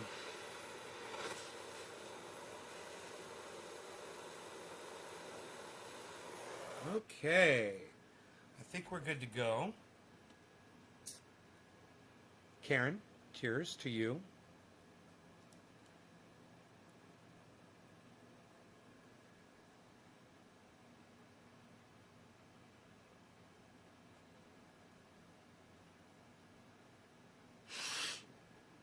Are we ready for vortexing? Are we gonna do a little vortex? What? Shut up, you. You're no good with your freaking vortex. Nobody's even vortexing anymore, pal. What are you doing? Cheers.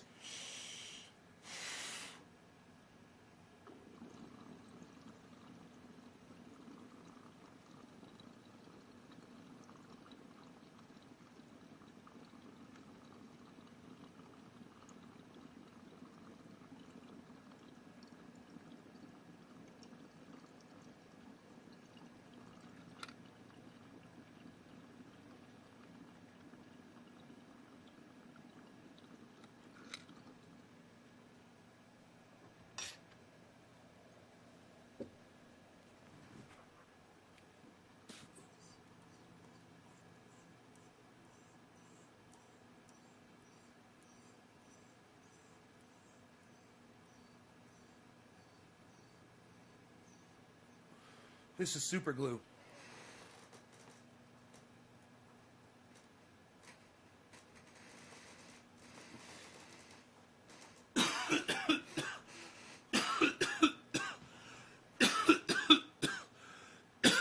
Cheers, Stephen Ryan. Thanks for letting me scream at you earlier.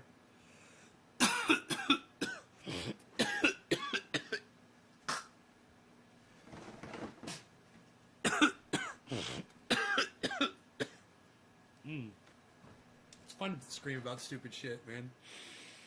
Oh, God.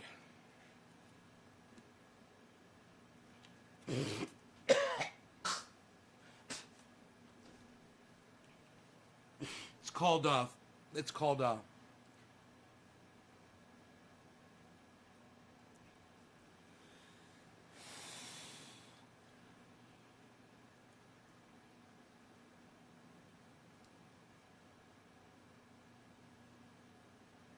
here, let me do, oh, I don't know where my phone is. Oh, it's right here. Let me do this.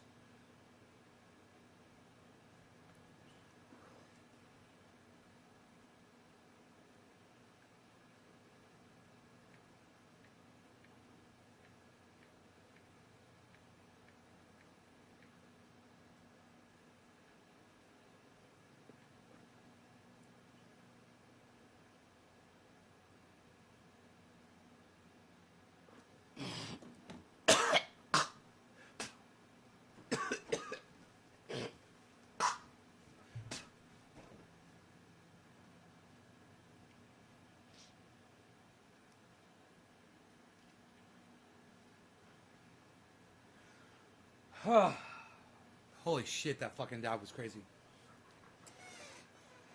It's like feigning offense when I'm getting mad that you made a comment about millionaires, and I'm acting like I'm offended because I'm a million. It's just so fucking pompous and stupid and silly. You know, I thought that was hilarious. How dare you say bad things about millionaires? That was a really good one. It was just so fucking out there and hilarious.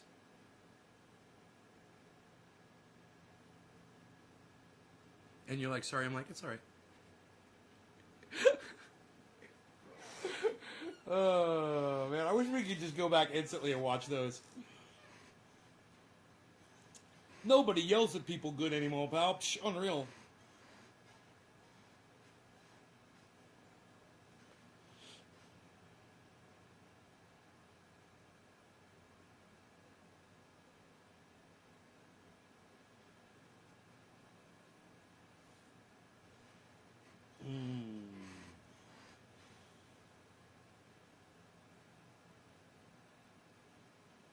Yeah, so, I heard Bezos was trying to stop his workers from getting unionized.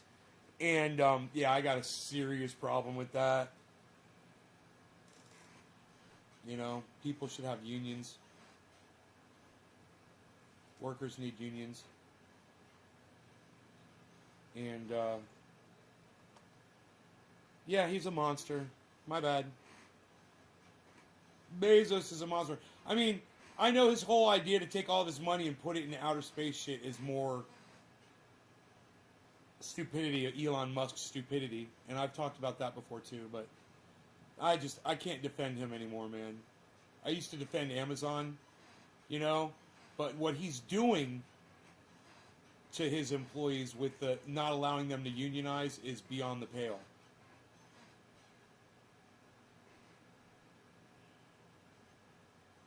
Do my fingers hurt? No, you know what's funny about that? The trick to shredding like a boss is to barely touch the strings. The lighter and easier you do everything, my problem is I strain and I tense and I stress and I press and I dig. That's the exact opposite. Go watch Yngwie Malmsteen playing guitar. Go watch his fingers and see what he's doing when he plays. Go watch Randy Rhoads. Go watch an old Randy Rhoads guitar solo and watch him play. You know, go watch Eric Johnson. And you'll see, you know, it looks like they're barely even doing anything, man. Go watch Dimebag Darrell. And, you know, while his head's banging and shit, and his arms are all tensed up, you know, they got biceps and they're ripped and they got veins going through, and they're like that. Look what their fingers are doing. But just look real close to what their fingers are doing. Eddie Van Halen. We miss you, Eddie. Love you. Right? Watch their fingers. Even a bassist. Watch Flea play bass. Watch his fingers. Watch just his fingers in his hands. Don't be distracted by the fact these guys are all ripped and shit. Look at how effortless it looks. It's not because they're big dudes. It's because they're barely touching the strings. They're just lightly. Watch Primus. Watch the guitar player and the bass player for Primus. Watch a great drummer. Watch great drummers too. You'll be like, whoa, he's right, man. What's up with that? Watch a drummer when they're ripping through some crazy quick ass fucking drum roll, and they're just going from all their, and like, and you're like, whoa, man. And then you watch it again, they're like, they're just, you know. Then there's some dudes who beat the fuck out of drums fast too, don't get me wrong. But you'll find that that level of expertise on almost any instrument is actually someone learning to back off and not dig in. And when you'll get that, you won't get the arthritis like I get. And you'll be able to do it more and more and more and more. That's why I was like, I wanted to pick up my guitar and keep playing and try to figure out how I was doing that. You know? I don't like to do that anymore. It'll never be that good again. It seems more precise. Yeah. If you try to do something too hard, all you got to do is not try so hard. Let me give you an example. Wheeling a motorcycle. You know, it turns out wheeling a motorcycle, all you got to do is really not try. That's the trick. A motorcycle really wants to wheelie, man. If it's one of these really powerful light motorcycles, you know, anything over anything at the 750 level or higher. You know, 600s need a little coercion, but the 750s, man, and everything up higher, they want a wheelie, man. You just gotta not try so hard. I'll tell you how to do it. I just don't want anybody to get hurt. But I know the secret to doing a wheelie. It's simple. It's the easiest thing. It's exactly what we're talking about. It relates exactly to playing guitar. So if you want to do a wheelie, you just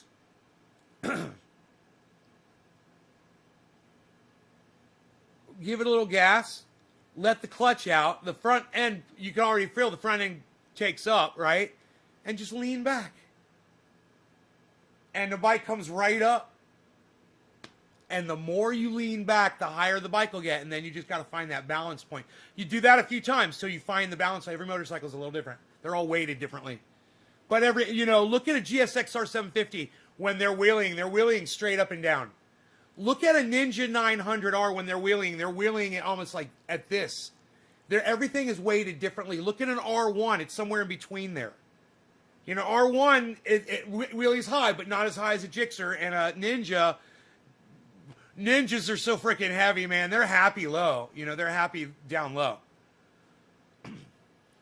But, you know, a GSX-R 750, well, that's where it wants to be. It wants to be straight up and down. They're unicycles. If you think about a GSX-R 750 as a unicycle, that's exactly what they are. You think of a Ninja as a bicycle that you're trying to wheelie. You know, when you see someone wheeling a bicycle, they're generally not wheeling it straight up and down. They're generally wheeling it out in front of them. It's the same thing. You don't believe me when I say I can wheelie? Really? Shit, dude, I got a picture somewhere. I wonder where it is. downstairs in my recording studio. Man, I think I got a photograph of me on my Ninja. Here.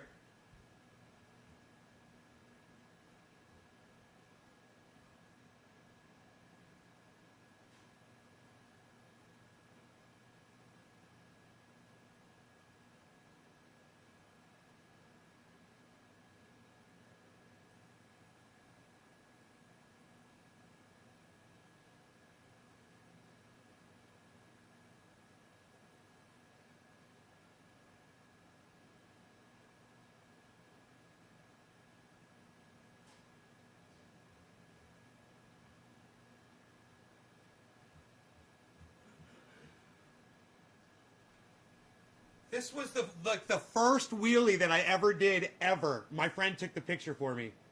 It's like I was just learning how to wheelie when I took that picture.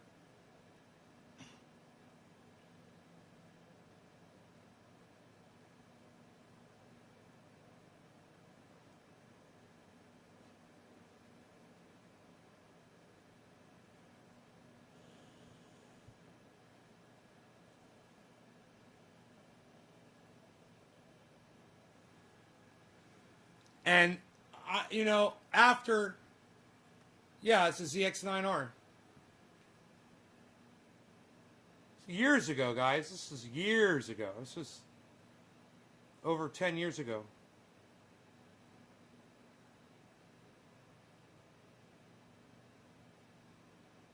I think it says 9R on the side right there. Right.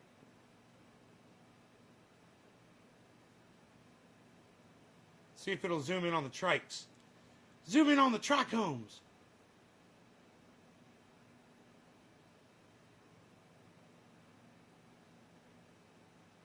Yeah, 9R. I think. I can't remember. That was my first one. My other one was newer. But that one, that was before I did any work on it. That thing was totally stock, bro. Look at that bike. That's just a stock Ninja. It might have a pipe on it. I can't remember if that had a pipe on it yet. But I had the wheels polished, man. I had the fucking the turn signals put up underneath the seat. Dude, that went into a total, that bike was a total evade bike, you know, get away from the police. Put the license plate underneath the seat. And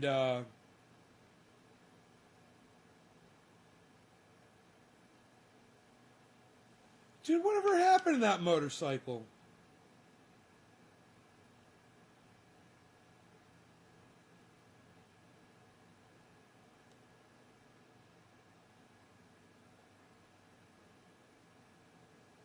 Huh.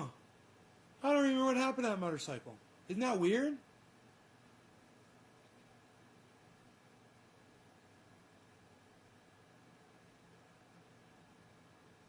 Huh. I wonder if Iceman would remember that.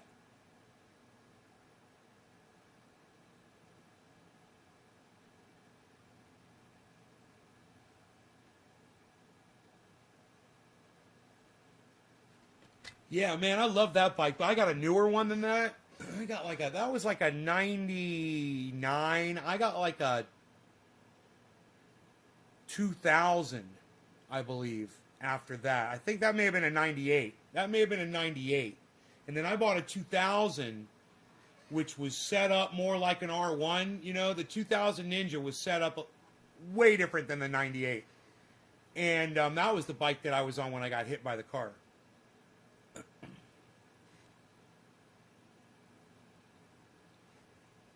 Oh, you flip your tag like James Bond. That's hilarious. Yep. Yeah, this, when I bought this bike, it had a kill switch on the whole light system. It came, it wasn't completely stock, I remember. It had, I got it at the auto auction.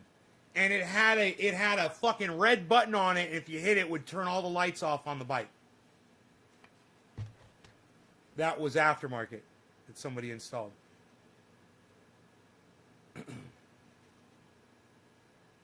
That was the one thing that was not stock on the bike, I remember.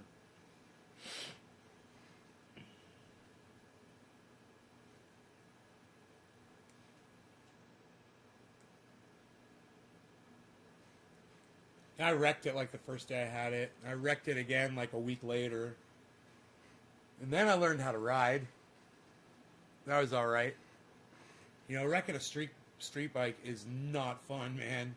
The first one was just in a parking lot. I just dumped it over. You know, I was trying to park it. And the whole bike just fell over on me. And I was like, fuck, man. Other one, I was trying to learn how to ride. And I was going around this really dangerous road, you know, going around this turn. And I just stood the bike up going around a turn, you know, went straight off the road. Oh, dude, that feeling. Oh, what a horrible feeling that was. I was like, okay, I got to learn how to do this. I ended up putting it in a fence. Luckily, I hopped off. Just kind of scratched a little bit. Went and took it to a plastic repair shop, and they fixed me right up. And I was fine. I never put a bike down again after that. In fact, something happened to me, man. This would scare the fucking shit out of anybody. My buddy and I were coming back from Daytona with two of our friends, and he was like, "Let's race, bro. We'll race from like we'll go from like 60 miles an hour. We'll put it in third." And I was on my 98, and he was on he had like a 2000 R1 or a 99 R1, and we knew his bike was way faster, and he was also a better, you know, way better rider than I would ever be. One of the people that helped teach me how to wheelie, do some of the shit that I did when I was wheeling, which was like change lanes and use my turn signal while I was changing lanes in a wheelie on the highway at like 75, 80 miles an hour.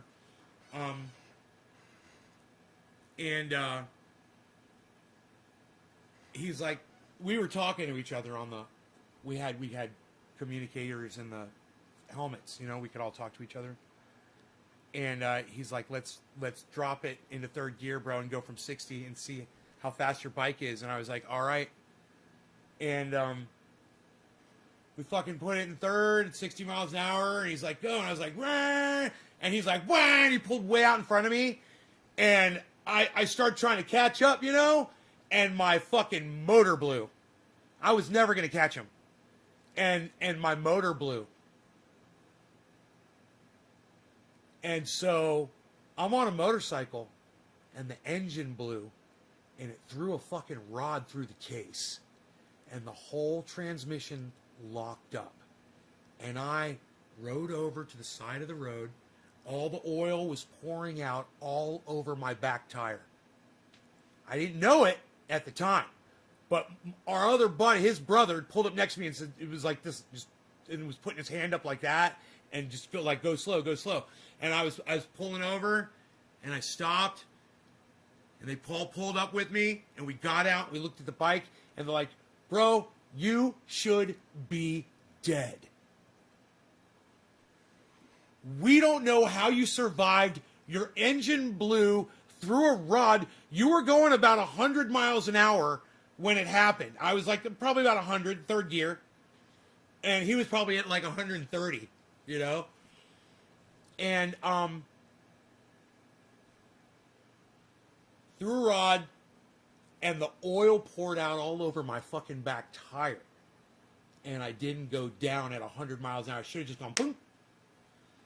And we were all just standing there with our hands on our hips, looking at what was going on. And we called somebody, you know, they came, they picked up the bike, and it was just, oh God. No, they did stoppies. I never got that far. Luckily. No, my buddies all did stoppies. The guy that I was racing that day, him and his brother, they did stoppies all the fucking time. And another guy that we rode with named Mike, he had a super motard. He used to do stoppies on that motherfucker. He had all kinds of bikes, but that was like what he liked to ride out. It's like an enduro, but he had street tires on it, like smooth street tires. Oh, he could do anything on that fucker. So they would stand on their seats and Superman down the road, bro, like it was nothing. They'd drop back down on their seat. I would never do that shit. Oh, fuck that shit. I would just do wheelies. That was it. They made me look like a noob on the road, all the guys I rode with. I just wouldn't do it, man. I was like, I ain't fucking, I'm not doing it. And plus the first Ninja I had, it was so heavy, man. I wasn't gonna try to. I did one by accident once. You know, I didn't mean to. It scared the fucking shit out of me. My whole bike went up and went over to the left, you know, and it stopped, and I was okay. And I got my feet down on the ground, and I was like, oh my God, you know, I had to stop really quick for something, and I didn't hit the rear brake in time. But that didn't get me over the fear of doing it, that's for sure. My buddies used to ride stoppies. They'd get going 30 miles an hour right in front of you. We'd be parked, and they would lock up their front brakes and ride a stoppie right in front of all of us, and then drop it down. They would do burnouts. We used to go to Hooters in Daytona for Bike Week, and they would have burnout competitions in the parking lot. We used to have so much fun on those bikes. It was a lot of fun hanging out. There was this place called Chappie's in Orlando. Not Chappie's. Chappie's is a late night bar in Orlando. Cappy's. It was a sub shop. They're closed now, I'm pretty sure. But they had great subs. And all the motorcyclists on Thursday night used to go there and hang out. And that was my buddy. Remember that I said his brother pulled up next to me and said to pull over? That brother, he had his girlfriend on the back of their motorcycle. He had V-twin. And they pulled out of the parking lot. He pulled up a wheelie with her on the back. And they were riding out. And he fucking lost it. Went over backwards with her on the back. You know, luckily, she got hurt, but not bad. You know, they were wearing leathers and jacket and everything. He was fine. And happened in front of 400 or 500 people. You know? It's so embarrassing. That's why I'm not saying any names. You know who you are. You people.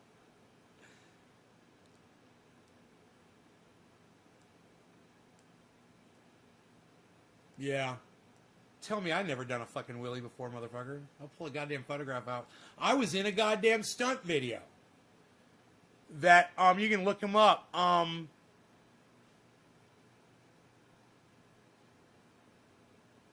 If I remember his name, he rode a black,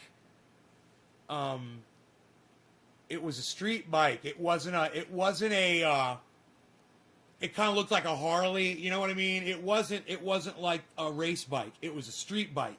But this guy used to ride it like a fucking stunt. It was a stunt bike. You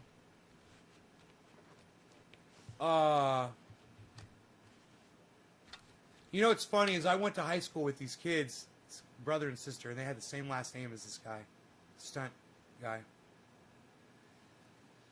I can't think of any three of them right now. Their name, their last name. It was I want to say, Jesus Christ.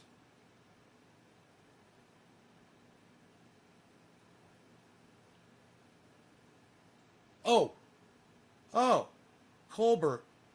His last name was Colbert. Stunt rider. No, it wasn't on a Buell. No. No. Here, I'll find out. It's here.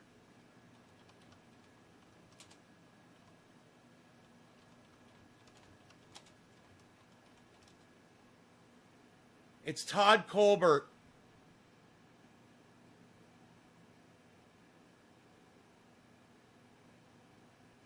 So, I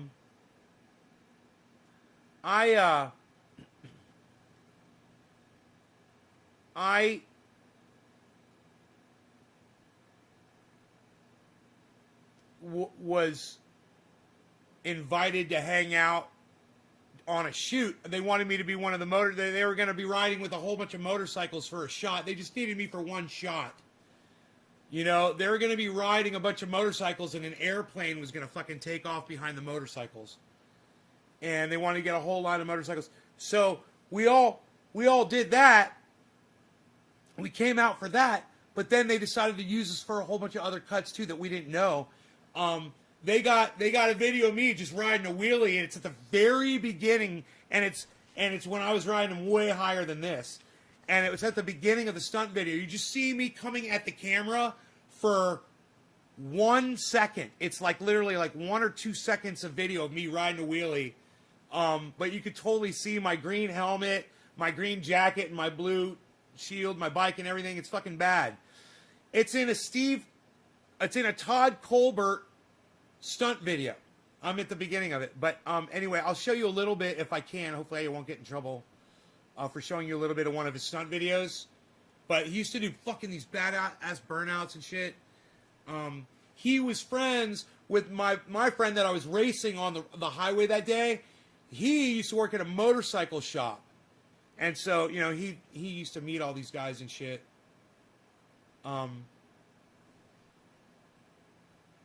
This is some old VHS shit, I'm sure. This is from a long time ago.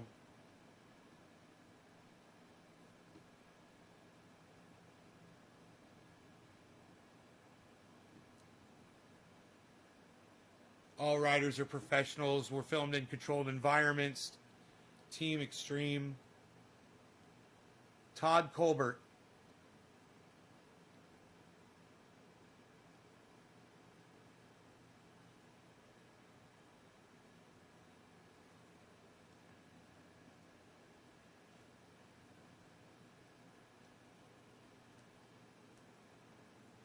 Look at that bitch blow up.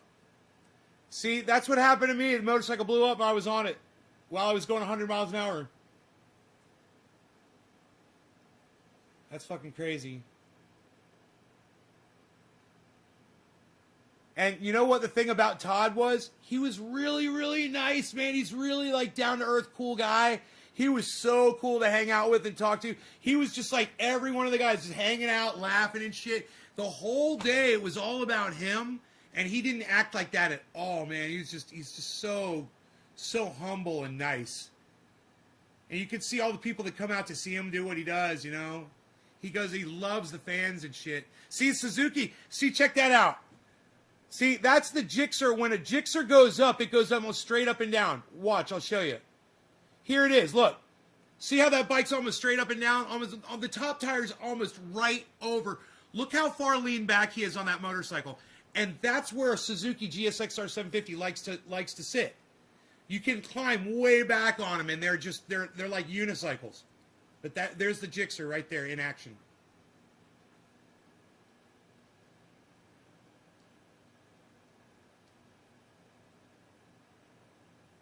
Daytona. This was in Daytona. Nice. So, we weren't in Daytona when we did the shoot. We were in, we were at an airstrip in, what was the name of that town that we drove? It was so far away, too. We had to drive pretty far to get out there. I can't remember. He's touching the, the fairing on the front just to show how leaned over he is.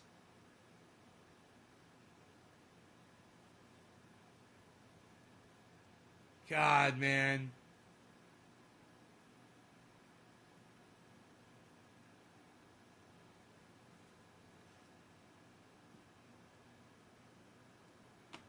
Dude, what the fuck was that? Dude, that was a stoppie, guys. That was on the front tire. Did you see that? That's a stoppie. That's fucking crazy.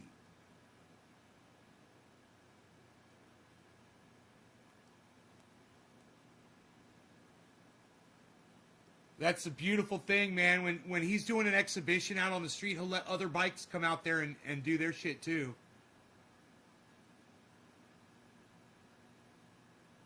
Look at that. Oh. Fucking, that's psychotic, man.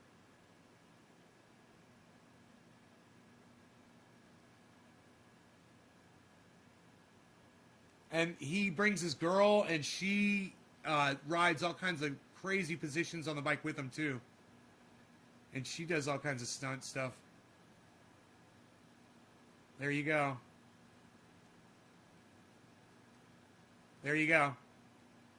There you go. That's the two of them together. Isn't that great? Man.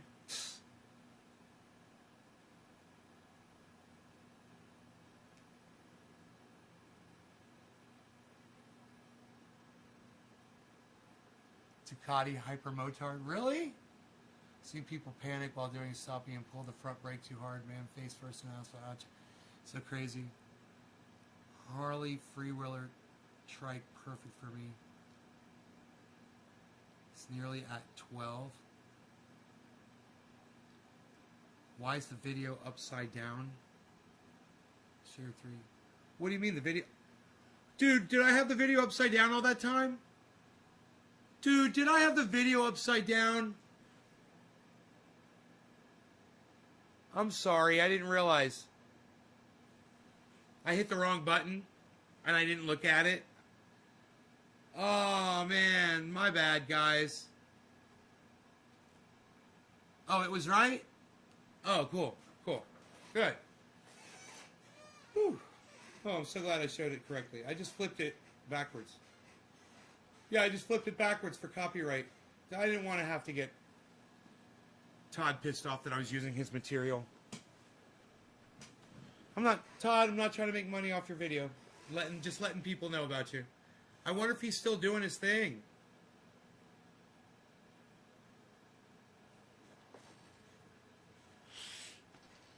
That's cool. You can still find those videos on YouTube. You guys should check out the Las Vegas Extremes. You know, I mean, Todd does nice stunts. Las Vegas Extremes do stupid, dangerous shit. Like, the craziest motorcycle stunners you'll ever...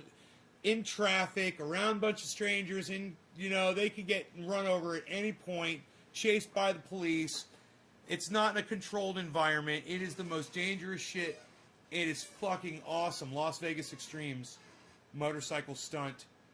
I'm telling you, look that up on YouTube and you will thank me. You'll just be like, dude, I didn't know this existed. I'll be like, there you go. It's been around for years. That shit's, look at the years on those videos. Yeah, go check them out. Those guys didn't play, man.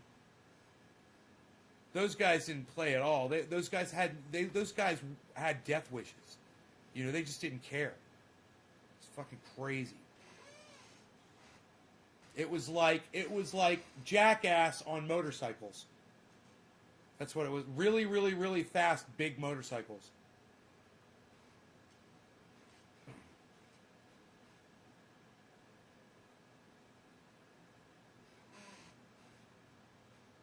But anyway, one thing I didn't tell you was at the end of Todd Colbert's video, I'm featured at the very end of the video. It's like I'm doing one of my little voices. I'm like, oh, look at all the little police officer want to see the motorcycles, but he can't. Oh, I'm like making a mock of a police officer that was watching Todd do all these stunts. You know, it was on private property on an airstrip, and a cop had just pulled up and was just watching the motorcycles. And I did that little voice, and they show me at the end of the fucking stunt video. Doing my stupid fucking voice. With short hair, and I'm fat. I'm wearing glasses, I think.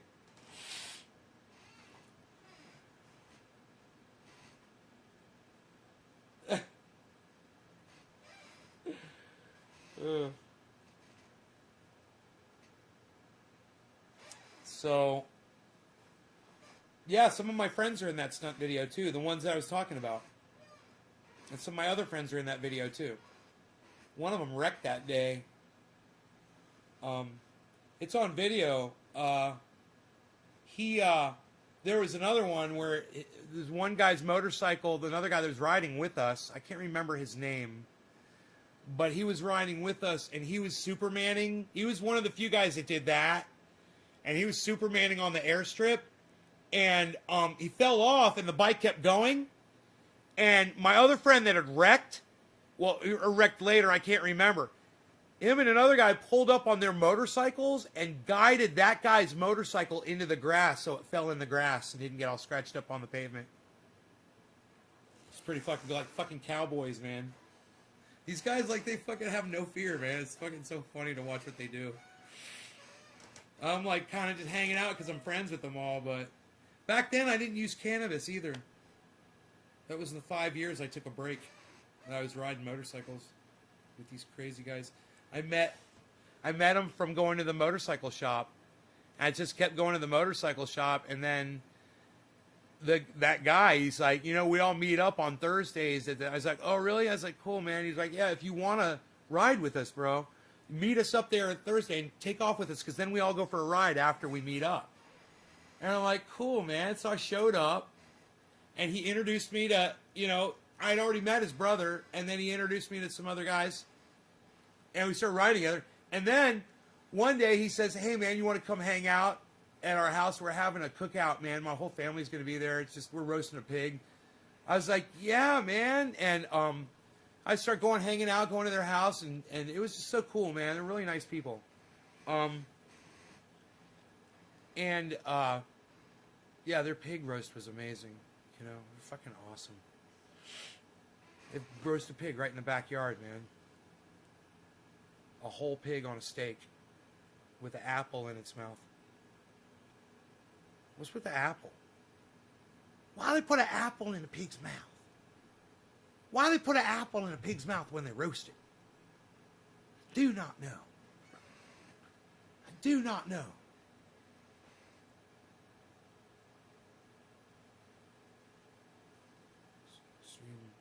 Urban Assault. J-Bone's watching Las Vegas Extreme Urban Assault right now. Dude, are you laughing your ass off yet? Those guys are the best, man. You'll laugh because it's so much fun what you watch those guys do. Oh, and they clown each other. They prank each other, man. They don't give a fuck, dude. Like I said, like Jackass, man. They're hilarious. Dude, they will bring a motorcycle inside a house and fire that bitch up. Yeah. Yep. All of them are, bro. All those guys are sick. They'll put tuxedos on, man, and go do wheelies down the freeway in front of cars. In tuxedos and shit. Man.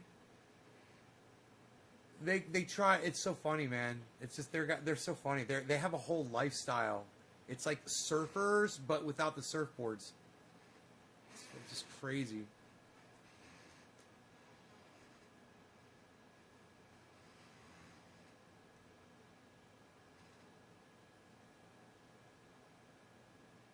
Yeah. That's their thing, man. The tuxedo's their thing. Dude, they'll put on a tuxedo and do stoppies and shit, man. It's fucking great.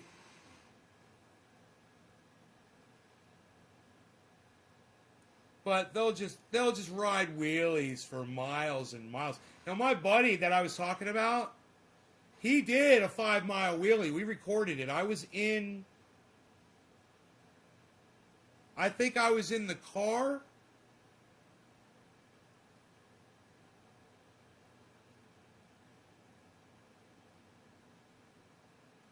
I don't remember. I don't remember if I was driving or I was taking the video or I was riding along.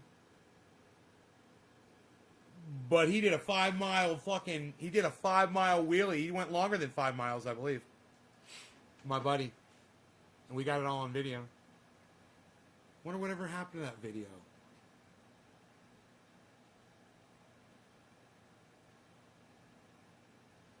I should ask him, man. I should try to contact him and see. Fucking 5-mile wheelie, bro. That's something to watch, dude. A 5-mile wheelie is something to watch. And it goes pretty fast. Because he's going like, 110 miles an hour, something like that. He's going pretty fucking fast.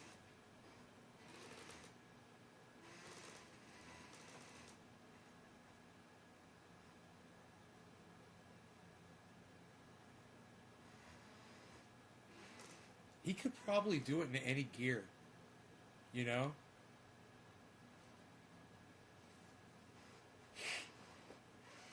I think it was like second and third gears where I was most comfortable. And once you're up and you're going, if you're really going fast, you can click it in, man, and you get that click, and the whole bike just goes like this. It goes, and you just get a little more gas, and it goes right back to where it was.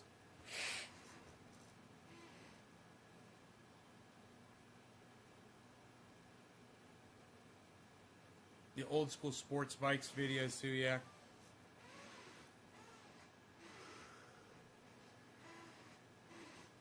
Yeah. Yeah. It's fucking exciting. Oh man, 2 hours and 20 minutes. I gotta go, guys. I hope you love the show as much as I love doing it. I will see you guys later. Check out Ron Placone, Jimmy Dore, Graham Elwood, and Lee Camp.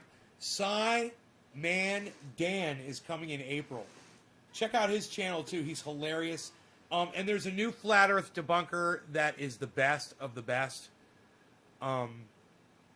He's got the best fucking snark that I've ever seen, man. This guy, he'll just kill you, man. You got to see him.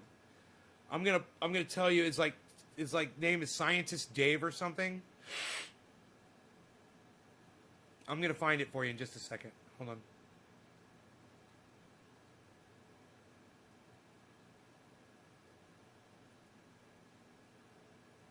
Professor Dave. You guys check out Professor Dave. Here, you want to debunk a flat earther? Watch this. Watch this video. I'm going to play. Hey everyone, so you may remember the 10 challenges I offered to flat earthers a couple of months ago, and it's been very amusing watching them run around like chickens with their heads cut off, making pathetic response videos where they puff up their chests and bark at each other for hours without actually responding to any of the challenges.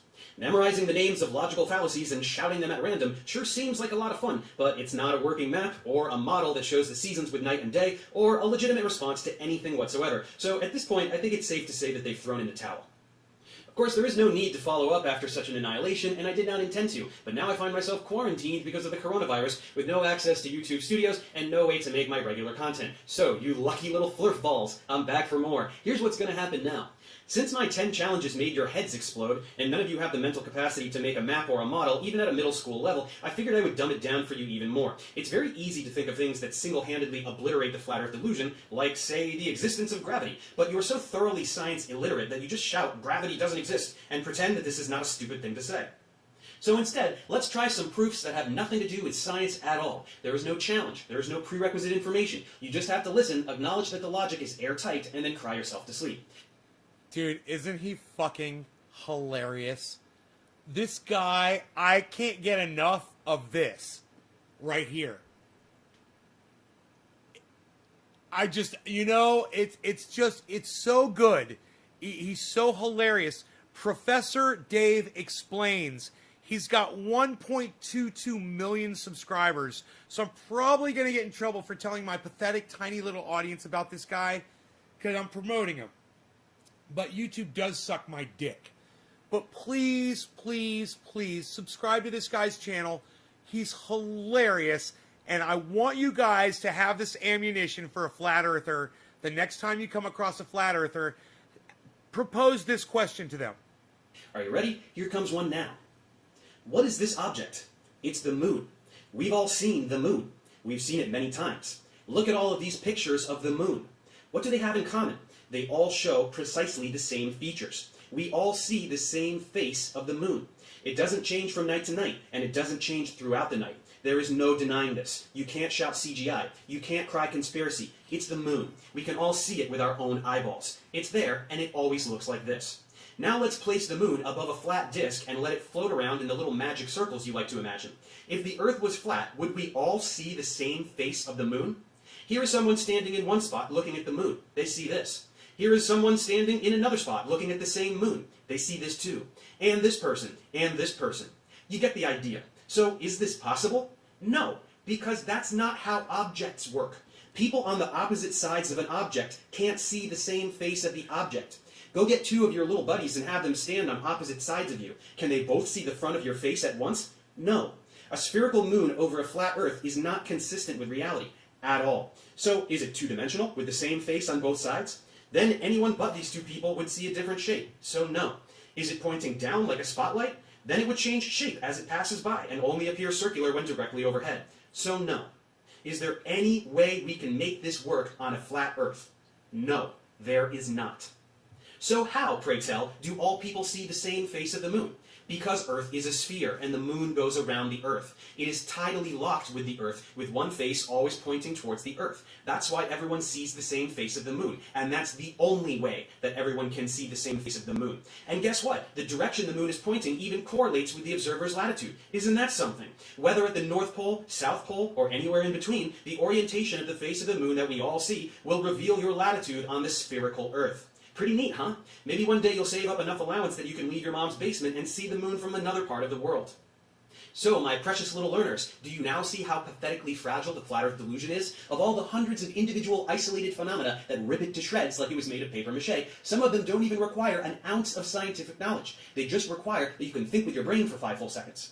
For today's conclusive proof, we didn't have to talk about physics, or astronomy, or space travel. We didn't have to do any math. There were no equations for you to misunderstand, or numbers for you to lie about. We just did a little bit of critical thinking. Numbers for you to so lie now about! You can see how people figured out that the Earth is round thousands of years ago, before science even existed, because they weren't stupid. They had access to basic logic, and were able to comprehend simple proofs like this one, of which there are dozens. Just like you, they didn't know anything about gravity, or forces, or cosmology. And just like you, they had no idea what the moon is, or what the sun is, or what the stars are. And they figured it out all the same, because they didn't have to know what these objects are. They just had fully functional brains and a basic capacity for spatial reasoning.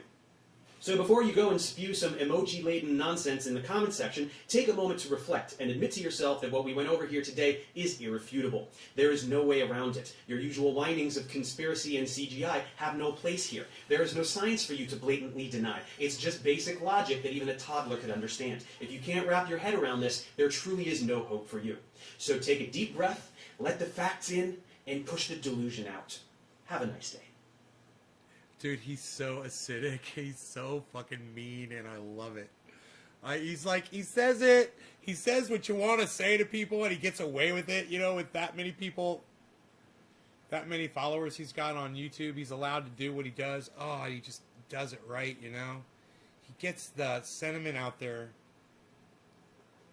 He gets the sentiment out there without the punishment. I love that. All right, you guys, take care. Check him out, all right? That guy is fucking awesome. Bye,